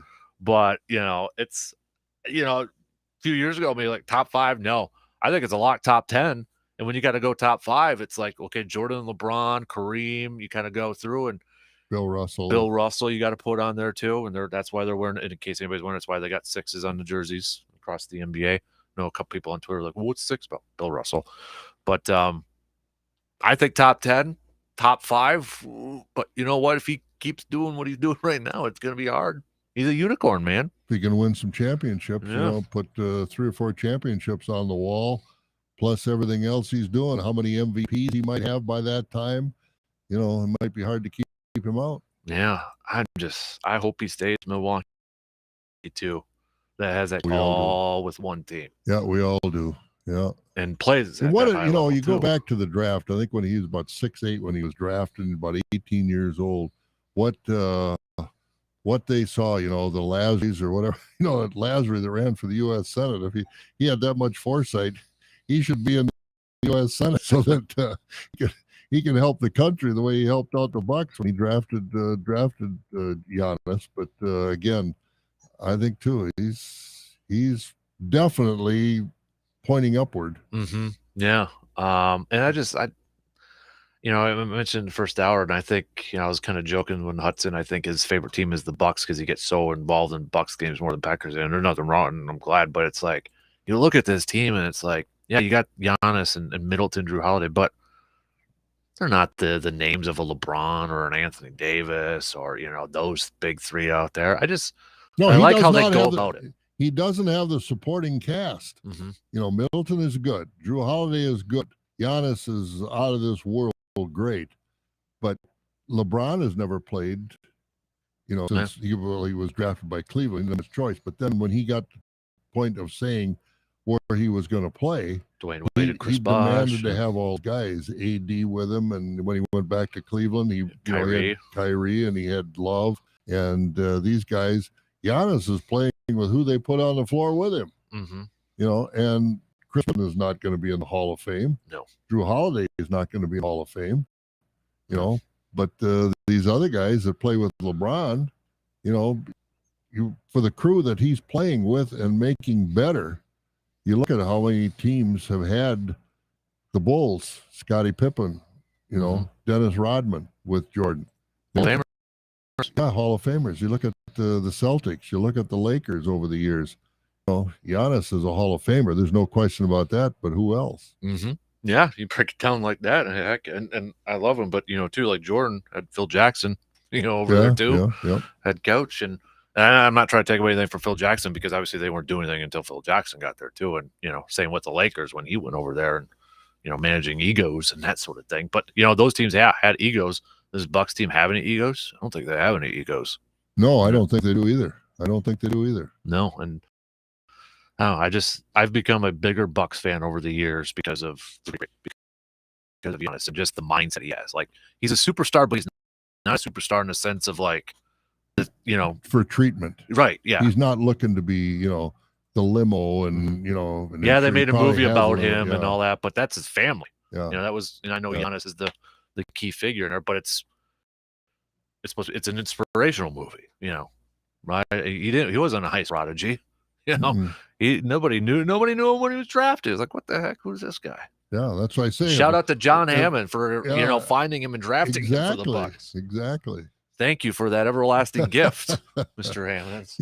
You do it right. You only got to do it right once. Mm-hmm. Basically, because you can't draft choices. The one kid DiVincenzo now, or he's Dante. out. Yeah. He's out in San Francisco. I mean, they don't hang around long. No, well, Jabari Parker, for crying out loud. Yeah.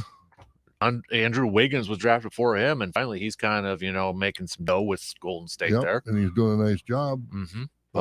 But yeah, you look at some of the other draft choices the Bucks have had, and they're not Giannis. No. So you hit a generational pick. Like Aaron Rodgers for the Packers was a generational pick, and he kind of fell to them. Devontae Adams was picked in the second round. Obviously, they didn't see.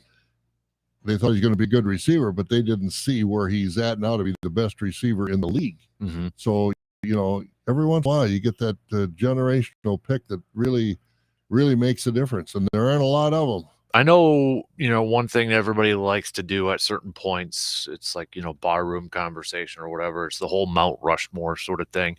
Is it too early to put Giannis in a Wisconsin sports Mount Rushmore? Well, you got to think about that because you got to think about more than just pros. Right. And you think about coaches and, if you put those guys on there. Yeah, if you're going to include coaches as well as the actual athletes. Then it gets tough. Yeah, it is. It is. I mean, or if you want to put announcers and, biggest impact in Wisconsin sports. Well, you look at just off the top of my mind, Vince Lombardi, mm-hmm. Bart Starr, Hank Aaron, mm-hmm. those three right there. Who's the fourth head up there? Who am I missing? I'm sure, am I missing, Pat Richter for what he did as a player at Badgers and the athletic director? If you want to go media, you could put Bob Uecker for the Brewers if you wanted to. Yep. I mean, you could. Well, I'm thinking of just on the field. But if Richter gets recognition for athletic director, then that takes him out. But but I think those three of Lombardi, Bart Starr, Hank Aaron, I don't think that's your guy Kareem. Do you well, I do, but he left. I mean, it's hard. It's debatable. It makes for good discussion on Thursday. Beer, we can have a good discussion of it. But it's tough to do. But I think it's a good one to have. Oh, it is. It is. And if Giannis hangs around, I think he's going to be there. I think he would supplant Kareem because as great as Kareem was, and my all-time favorite, because he and I are the same age, same high school class, and he accomplished a little more than the rest of us in that class, but he wasn't here long enough. If he'd played more of a career in Wisconsin, it's a no-brainer. But if Giannis hangs around, I wouldn't have any problem moving Kareem off and putting Giannis there. If we worded it like who had the bigger impact on the franchise, not just in wins in that, Kareem and Giannis. Giannis by far. Yeah.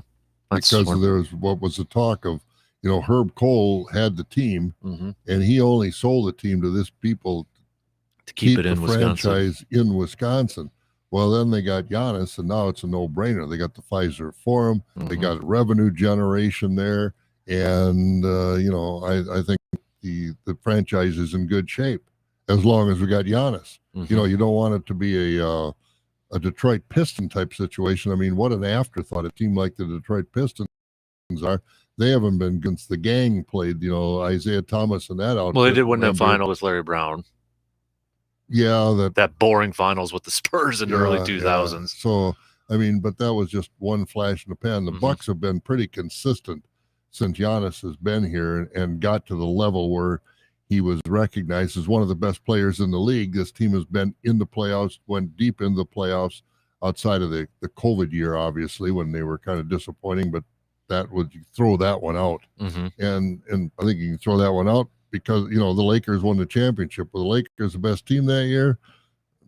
Probably not, but you know, they were in the right place at the right time. So, Mhm. you know, but a Mount Rushmore of Wisconsin athletics, you know, I think the key thing there was too is how would you Ron Dane go yeah, on there? how would you phrase it? Like biggest impact or best or most influential? Yeah, those are all questions to ask. But you know, Alan Amici, you know, Mhm. you don't think of Alan Amici. He was, you know, our first Heisman Trophy winner. He went on to play with Johnny Unitas and the Colts and win an NFL title. I mean, Played in the greatest game ever played. Yeah, exactly. So there are, you know, a lot of names that you would consider, but you know, I don't know. I wouldn't want to be the one to have to make the final decision. Yeah. It's something to kind of ponder. And everybody's gonna have different answers, which is even better. Oh yeah, it it's just shows we've got a multitude of great sports icons that the have come out of history. Wisconsin. Yeah. Yeah.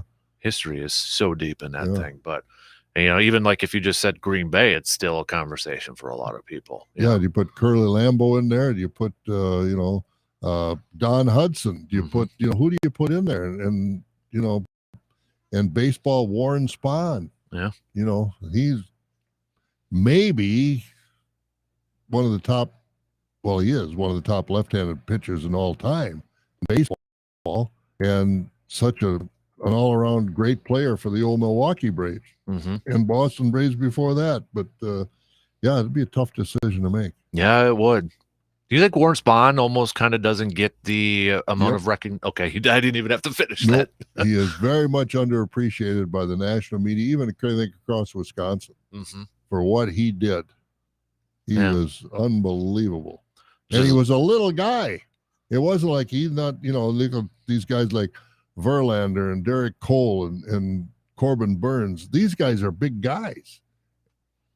Warren Spahn wasn't a very big guy, but he had that great big high leg kick, and you know, to do what he did, he was tough.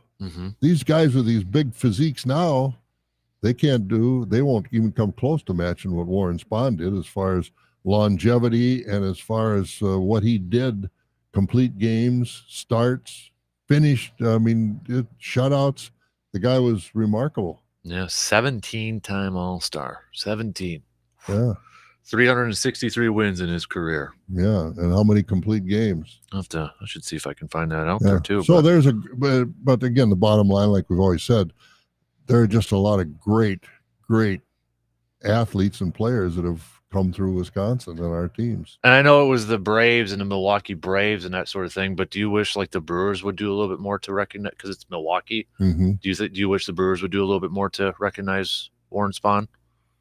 It would be nice. It would be nice, but I don't know. It's getting to the point now where, you know, we're talking the 50s and early 60s.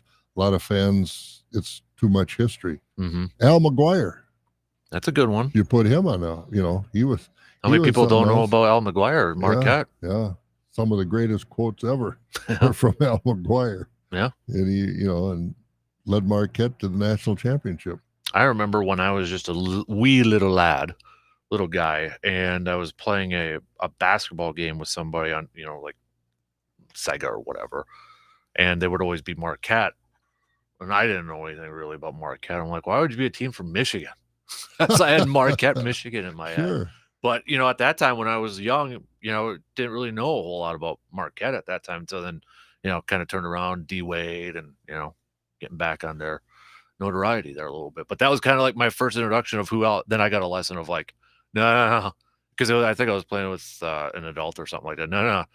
Al McGuire. You know, that was kind of, I'm like, oh, I only knew of the Badgers. I was like 5 or 6 at that point. So. And he was one of the best color men in college basketball. Some of the things, just common sense thing that he'd say, you know, the freshmen started coming into play varsity when he, I think, ended his coaching career, went into being a television commentator. He said, the best thing about freshmen, next year they'll be sophomores.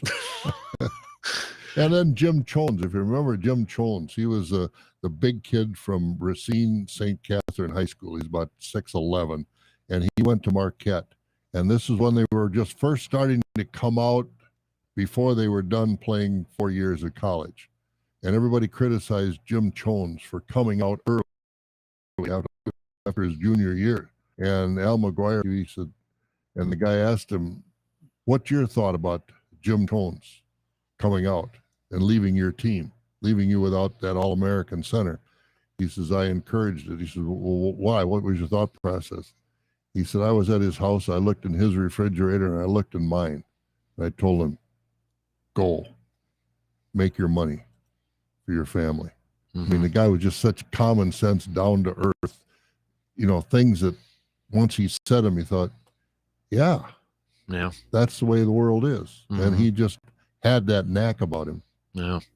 But we've had a lot of great sports So really performers and inspirations in Wisconsin. You mentioned the Al McGuire quote.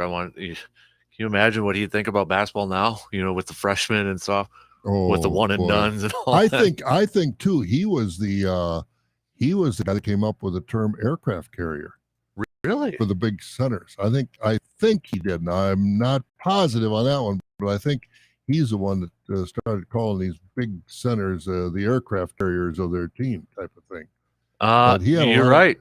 Let me bring this up here. Al McGuire had a way with words. In fact, it seemed like he had his own personal language. This is from ESPN Classic. The New York Times called Al McGuire the James Joyce of the airwaves before the 95 NCAA basketball tournament.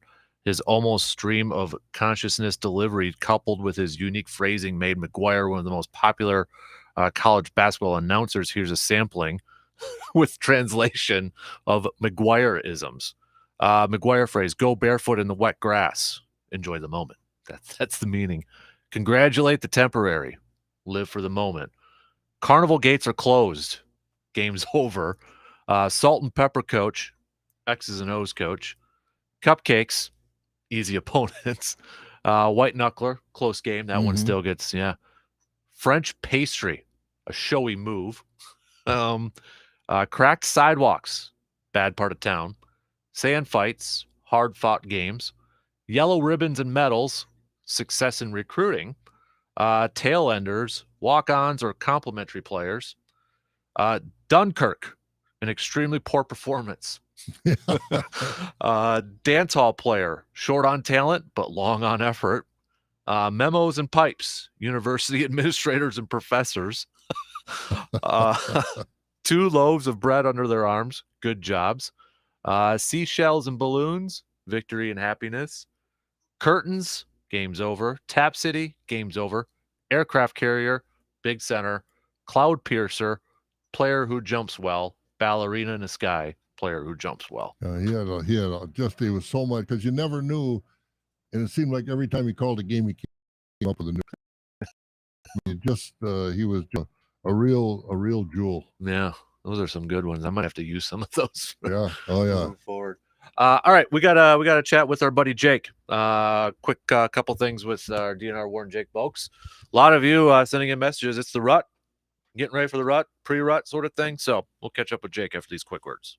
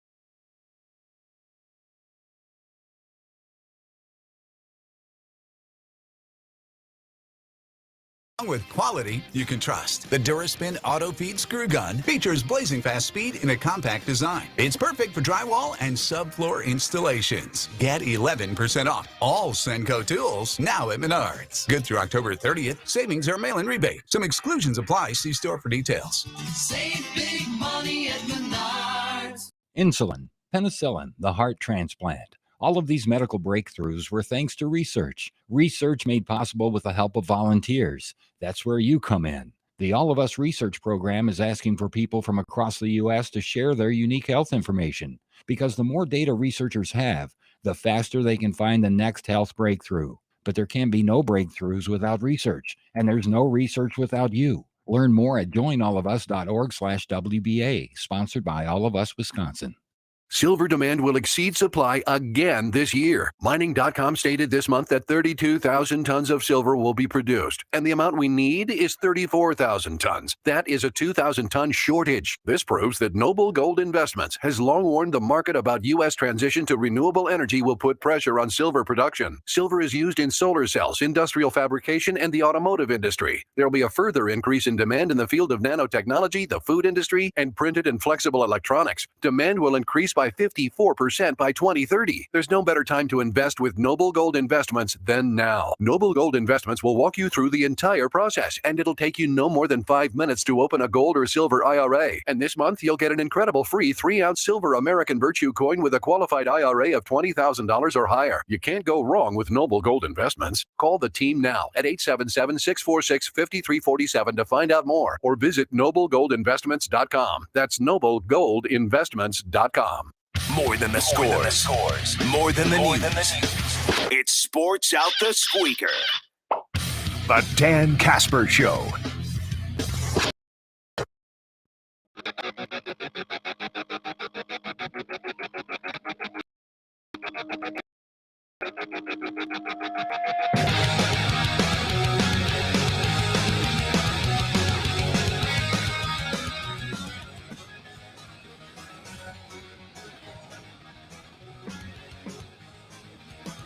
All right, we've got Wisconsin Conservation Warden, Mr. Jake Boakes, on the line. But right quick, before we get to Jake, major breaking news involving the Milwaukee Brewers. David Stearns is stepping down as president of baseball operations. He will remain in an advisory role to ownership and baseball operations. Matt Arnold will move into the role overseeing operations. So we'll get to that coming up here in a little bit, but that just dropped. So Jake, you get to follow that up there, big guy. Just you I know, right? So, hey, I've heard some guys talking about, hey, rut's getting going and all that sort of stuff. Have you been seeing a little bit more deer movement and that sort of stuff? Bucks chasing some does or anything?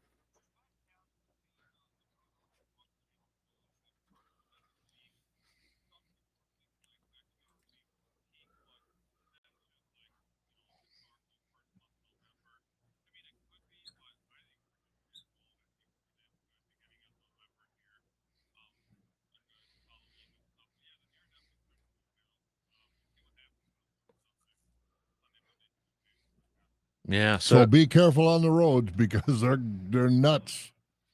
So you're saying that I picked a good day maybe to take off next Friday to do like an all-day hunt sort of thing?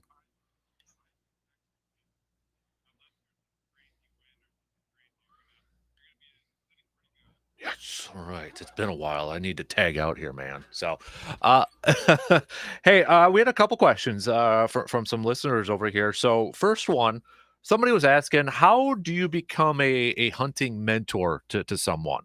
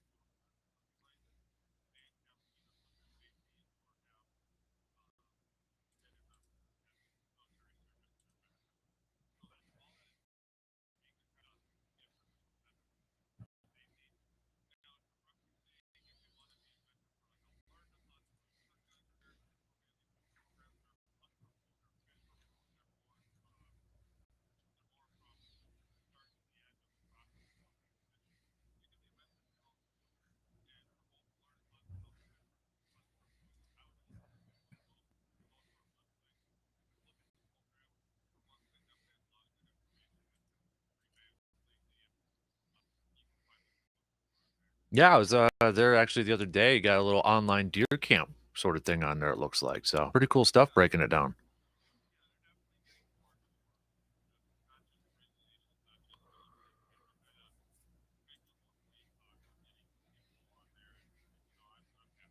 Mhm. Kind of maybe, relating to that too, or a little bit there, but, we're getting closer to the rifle season and such. Somebody had asked, just like some general information, if they get a deer, but they wanna donate it to the deer donation program, is there certain areas they gotta take it to, or what are some general information on that?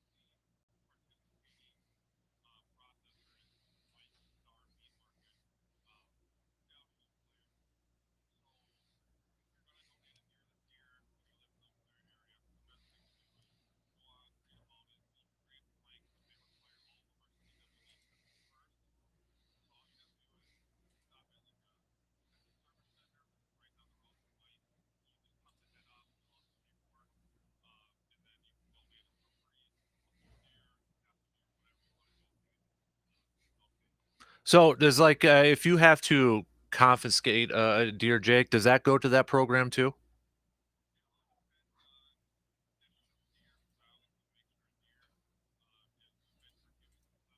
Mhm.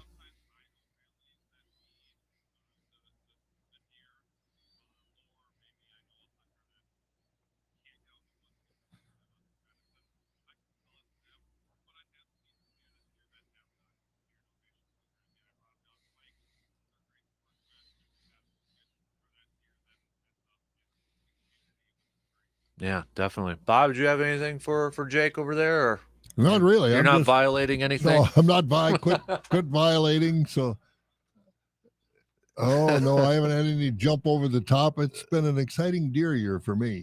I got plenty in my backyard if I can talk somebody into coming and culling my herd. Hey,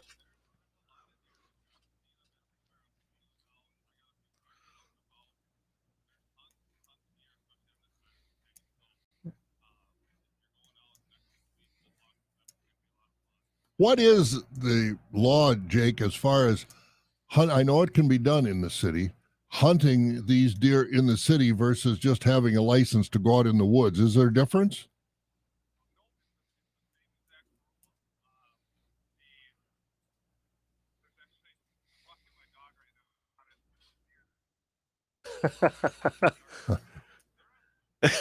Yes, they are.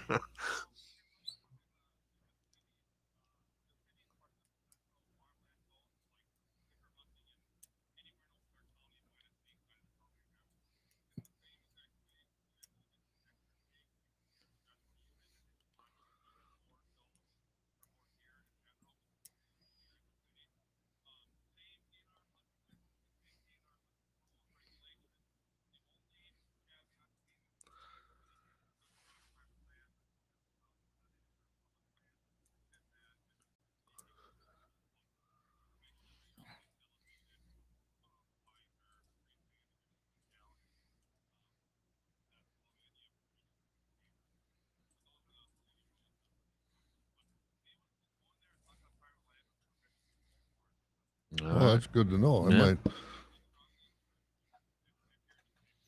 I might put a blind on the top of my back porch and go out there and scatter them around a little bit.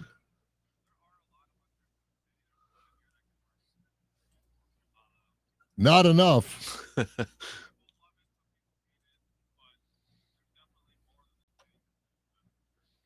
All right, Jake. Hey, appreciate the time as always, buddy. Every Thursday. Let's do this again next week. Okay, sir? You got it. There you go. There's Jake hopping off there for a little bit. All right, we got to get to this now. David Stearns stepping down. Will remain as an advisory role, but I think that means he's gone after next year to the Mets, right? He ain't going to be in it. He's a young man. He was probably disappointed the Mets did so well this year. Yeah. But, I know there's that contract thing where he could leave early if the Brewers went to the World Series or something like that. But I think this is just a step in the process. He's going to stick around, help out Matt Arnold, who was the general manager. And then he's gone after this year. I'm surprised if there's been any conversation of Is your phone ringing? Yes, I don't know who's calling me. Hang up, I'm not answering. But well, you just opened the door for people to come on to your yard. But if there has ever been any talk about Counsell leaving the dugout to go to the front office, I know he came from the office down to the dugout when he became the manager, but I'm not sure how much they, appreciate his ability to maybe be a general manager. Or if he wants to be a general manager. So the Brewers are going to have a press conference at 10 o'clock this morning. But the release says the Milwaukee Brewers today announced that David Stearns is stepping down as president of baseball operations and will remain in an advisory role to ownership and baseball operations. Matt Arnold, who has served as senior vice president and general manager of the Brewers since 2020, will move into the lead role overseeing baseball operations. So obviously more to come at 10 o'clock. And I can guarantee you, and if they don't ask it, they're not doing their job. The first question, one of the very first questions are, does that mean you're going to be gone next year? Yeah, they won't ask that question. But it would be interesting to behind the scenes, is that trade still hanging over the franchise? Man, I don't know. I mean, because David Stearns is a young man. I think he's my age or even a little bit younger or something like that. So I'm a little surprising. I'm a little surprised that this is actually happening, to be honest with you. Yeah, and I don't know. And Adonasio's. Think about it. Season's not even over yet. No. They didn't wait till the offseason. World Series starts tomorrow. Yeah, I don't know. It's he's done a nice job. He just made one bad mistake. Mm-hmm. And I think he's even admitted he made the mistake. He really underestimated what the ramifications of that trade on his team because he got nothing back and he lost one of the best relievers in baseball. So whether Adonasio frustrated over that because he's looking at the Phillies in the World Series and thinking that could be us, I don't know. Well, Adonasio too. Start writing some checks if you want. Some players on that too. Yeah, Philadelphia. Maybe these players cut back on the sports memorabilia purchases, and is he big into that? Yeah, because it was during the lockout, and I think he bought a Jackie Robinson ticket stub, and everybody's like, "Oh, owner's saying they don't have money," and he dropped a bunch of money on a ticket stub in an auction. That was a thing during the lockout.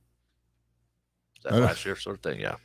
Some of that memorabilia I can understand, but some of that stuff, what value does it? Ticket, obviously good value because he paid a lot of money for it. But I mean, what do you do with it? Display it. Wow. Man cave it, man.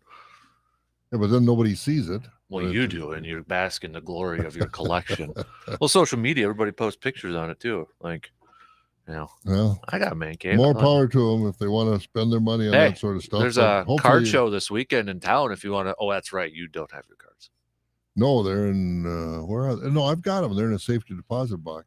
Yeah, the card show is at the mall this weekend. You want to check out some old school stuff there. One of these days, I should get them out and take them out there. You should see what they're worth. You should bring them in here so I can see them. Oh, I can do that. Yeah, I'm curious to see some old time guys that you've never heard of. Yeah, I want to see that. So you should. I know you don't have it. Maybe you need to go to Marty Green's house to watch it because I know Marty Green's up on the Netflix.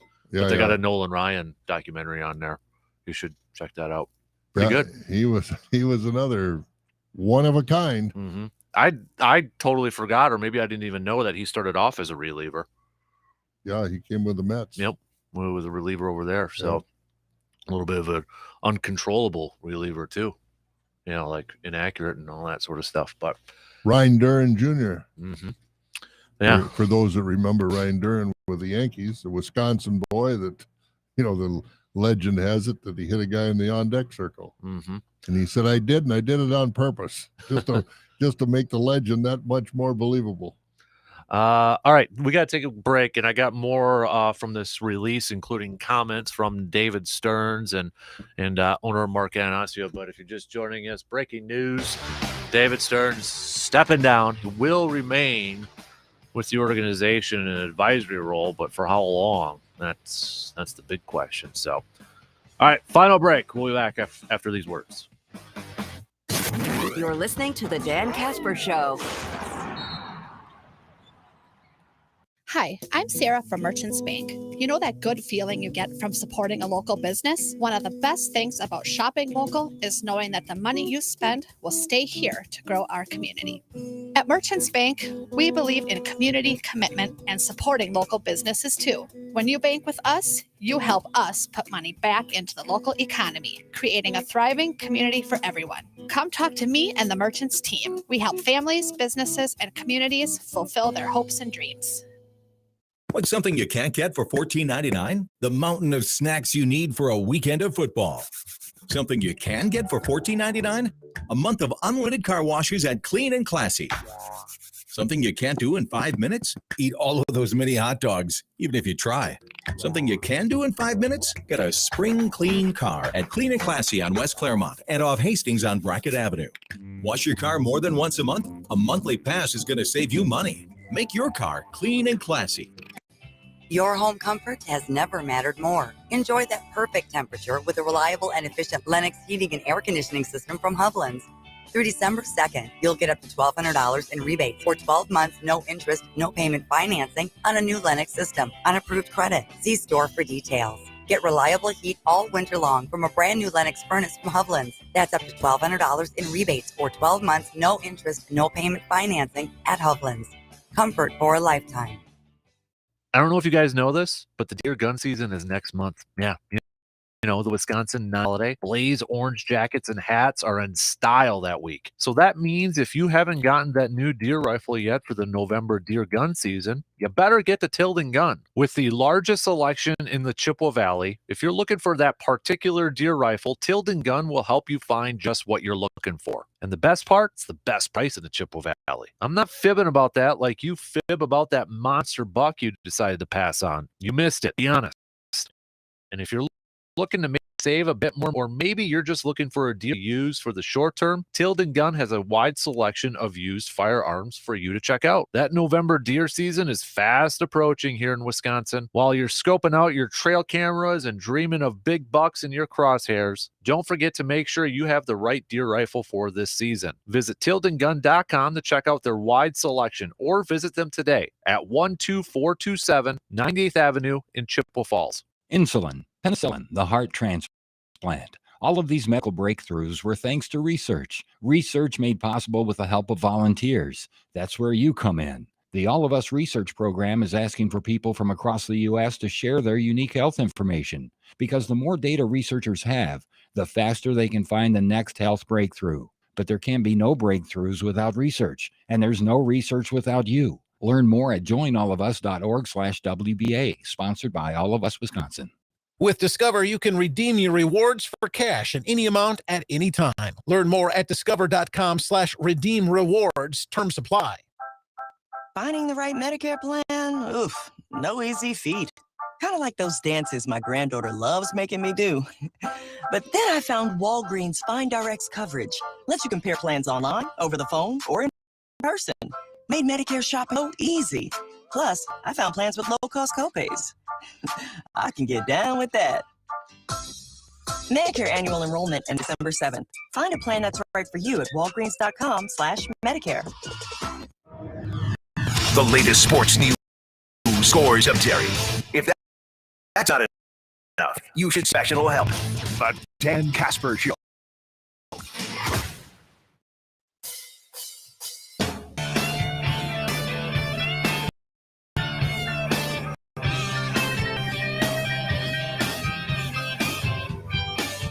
All right, wrapped up with the late breaking news that David Stearns, Brewers general manager, stepping down. Here's some comments. We'll get a presser at 10 o'clock But here are some of the comments in the release. We've got David Stern saying, "This is not an easy decision for me, and it's something I have been wrestling with for a long time. Mark Anasio and I have had open dialogue, and we both knew this day could eventually come.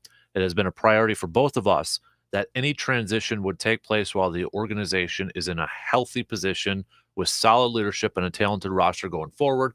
This is certainly the case today. I'm very grateful to Mark and all of our staff for their support and efforts throughout my tenure with the Brewers.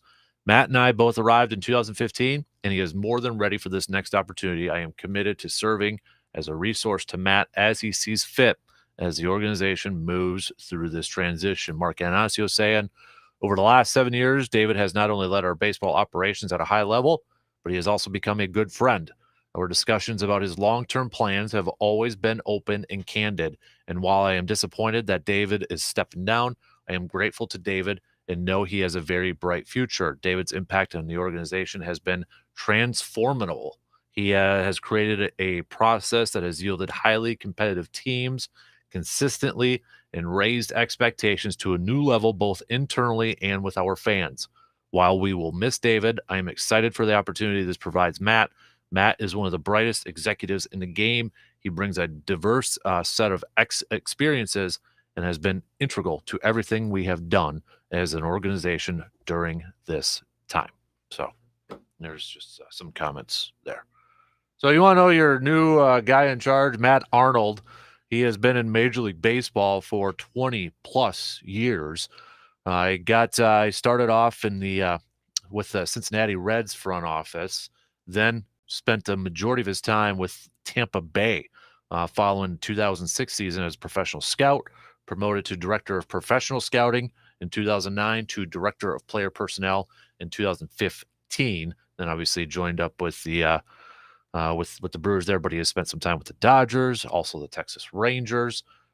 He has served as assistant director of professional scouting with his duties including player analysis, financial planning, and arbitration, and was also involved in advanced amateur professional scouting. So there you go. That's a little bit on Matt Arnold. But a lot of time with Tampa Bay, which I think a lot of people over the years are trying to compare, like Brewers kind of following the Tampa Bay model over there, not spending a lot. And I don't know much about him, but confident he'll continue because Brewer fans expect playoff teams. Mm-hmm. They just do now the last few years, and hopefully we can keep that up. Yep. But I think everybody just kind of sees the writing on the wall that David Stearns, maybe I think, this year and then next year will be with the Mets at that point. Seems to be the indication that the Mets really want him. Yeah. And I don't know, I know that whole contract thing we talked about at the beginning of the year where they found out, if the Brewers went to the World Series, then he could opt out. Does that change because he's changing roles or anything? I have no idea on that stuff, but maybe we'll find out today, maybe not, in the press conference at 10 o'clock today. Yeah, at this point in time, if he wants to leave, I'm sure Adanasio will say thank you for your service and trade him to the Mets. Trade him to the Mets. Good idea. Let's get somebody like Jacob deGrom, but he's a free agent, I think, and then you have to sign him to a big deal. So yeah, let's get the polar bear. Hit home runs. Alonso. Yeah, Pete Alonso. Yeah, bring back Daniel Vogelbach, who's over there too. But I don't know. I'm actually kind of surprised. I mean, this was quick, so I feel like they probably knew this was coming, even maybe when the season was still going on. I have no idea. You don't know what's going on behind closed doors, but there definitely has been talk that Stearns is not a lifelong Brewers employee. Mm-hmm. He's gonna move. Yeah, which most of them do. Oh yeah. So, but yeah, we'll see. But Matt Arnold. I know we only got a couple minutes in here, but we've been talking about ever since this Brewers has been done with how interesting of an offseason and kind of a lot of curiosity in how they were going to go about this offseason. Because if you look at contracts, they only got a couple guys under contract, a boatload arbitration, which includes Brandon Woodruff and Corbin Burns and those guys. So a lot of people were kind of looking at this offseason like it's going to be kind of intriguing to see how they go about it. Do they try to go all in because this might be the last year with Corbin Burns and Brandon Woodruff? Well, now they're going to have a new guy making those decisions and leading that way. So kind of an interest. He's going to be busy. Let's just say that. Well, they're really busy trying to fill out this roster. And I would think that's where Stearns is going to be an asset to Matt Arnold, is in some of the contracts for these pitchers, because I'm sure they probably had discussions already to a certain extent. How much Arnold has been involved in that, we don't know. Obviously, Stearns would be involved in that, so I'm sure that's where he's going to be able to give some guidance to Matt Arnold of what's been discussed, what's been expected by these guys going forward. So, so I'm sure Stearns is still going to be earning his salary. As a surveyor said, so wait, Stearns screws the club by trading their best player for nothing, and decides to step down without helping the club. He's now on my naughty list, let's just say. I've seen a few people on Twitter kind of saying something similar to that, trades hater, then goes out and leaves and that sort of thing. But I'll tell you, personnel decisions are, in the major sports like that, they're about the toughest decisions you have to make. Although this one, I do think he made a major mistake, and I think he realized he made a major. The question remains, why? What did you see in this trade that was going to make the Brewers better? So now, and I don't know what he saw, and he still hasn't explained what he saw. So my question then would be too, if this was something that they have been talking about, I would have to imagine Matt Arnold was involved in those discussions with the Hader trade, and possibly being on the same page. I mean, he's general manager, so I'm sure he was involved in all that sort of stuff. But I'll be curious to know what Matt Arnold's thoughts were. Now, how much of a say did he have, and was he on the same page? I'm sure he was in the room, but was he not at the table in the chairs along the wall, so to speak? And did he have any input into this thing? Being David Stearns was pretty much, I didn't even know Matt Arnold before you just mentioned him now, being the general manager. I thought that Stearns had that position. So it was that whole thing of we're promoting him to president of baseball operations, so the Mets can't hire him. Yep. It was that whole sort of thing a couple of years ago. And so I thought he still kind of wore the hat of general manager. He was making all the baseball decisions. Yeah. So I don't know how much Matt Arnold's input was part of that Hader trade. But I don't know. Maybe somebody will ask him at a press conference when they introduce him that, what was your thought on the Josh Hader trade? How much input did you have? My first presser, I'm going to throw my guy off. Yeah. Throw him under the fire. There you are. Well, I'm sure we'll be talking about this tomorrow after we hear some of the comments and such. So, all right, rest of you have a fantastic rest of your Thursday. National Beer Day, huh? Yep, National American Beer Day. All So right. take part in it safely if you do. Got some choices. All right, have a good Thursday. We'll be back at it again tomorrow morning, 6 a.m.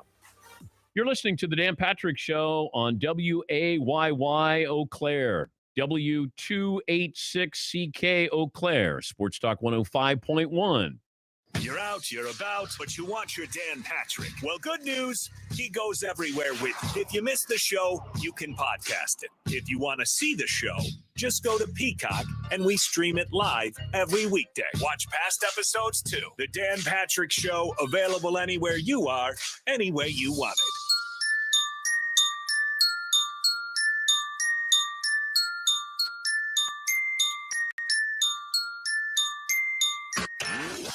It's pretty darn clear that LeBron's seen enough. The franchise was wandering in the desert without a drink for years, and I delivered a championship. Check the resume. Let's turn this thing back around. Dan Patrick. Ramona Shelburne said on NBA Today that there's a sense that things need to change in LA and rather quickly. Or what? Welcome to the Dan Patrick Show. What do they expect to be different here? I'm just trying to understand this.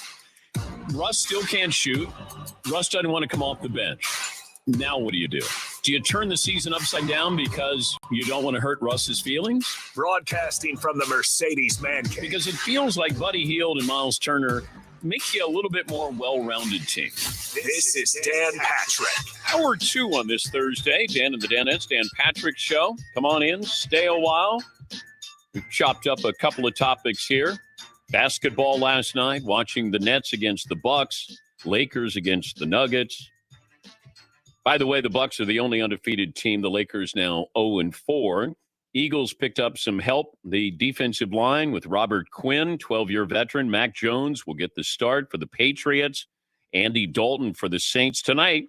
Ravens at the Buccaneers, and that line is -1 Buccaneers, maybe 1.5.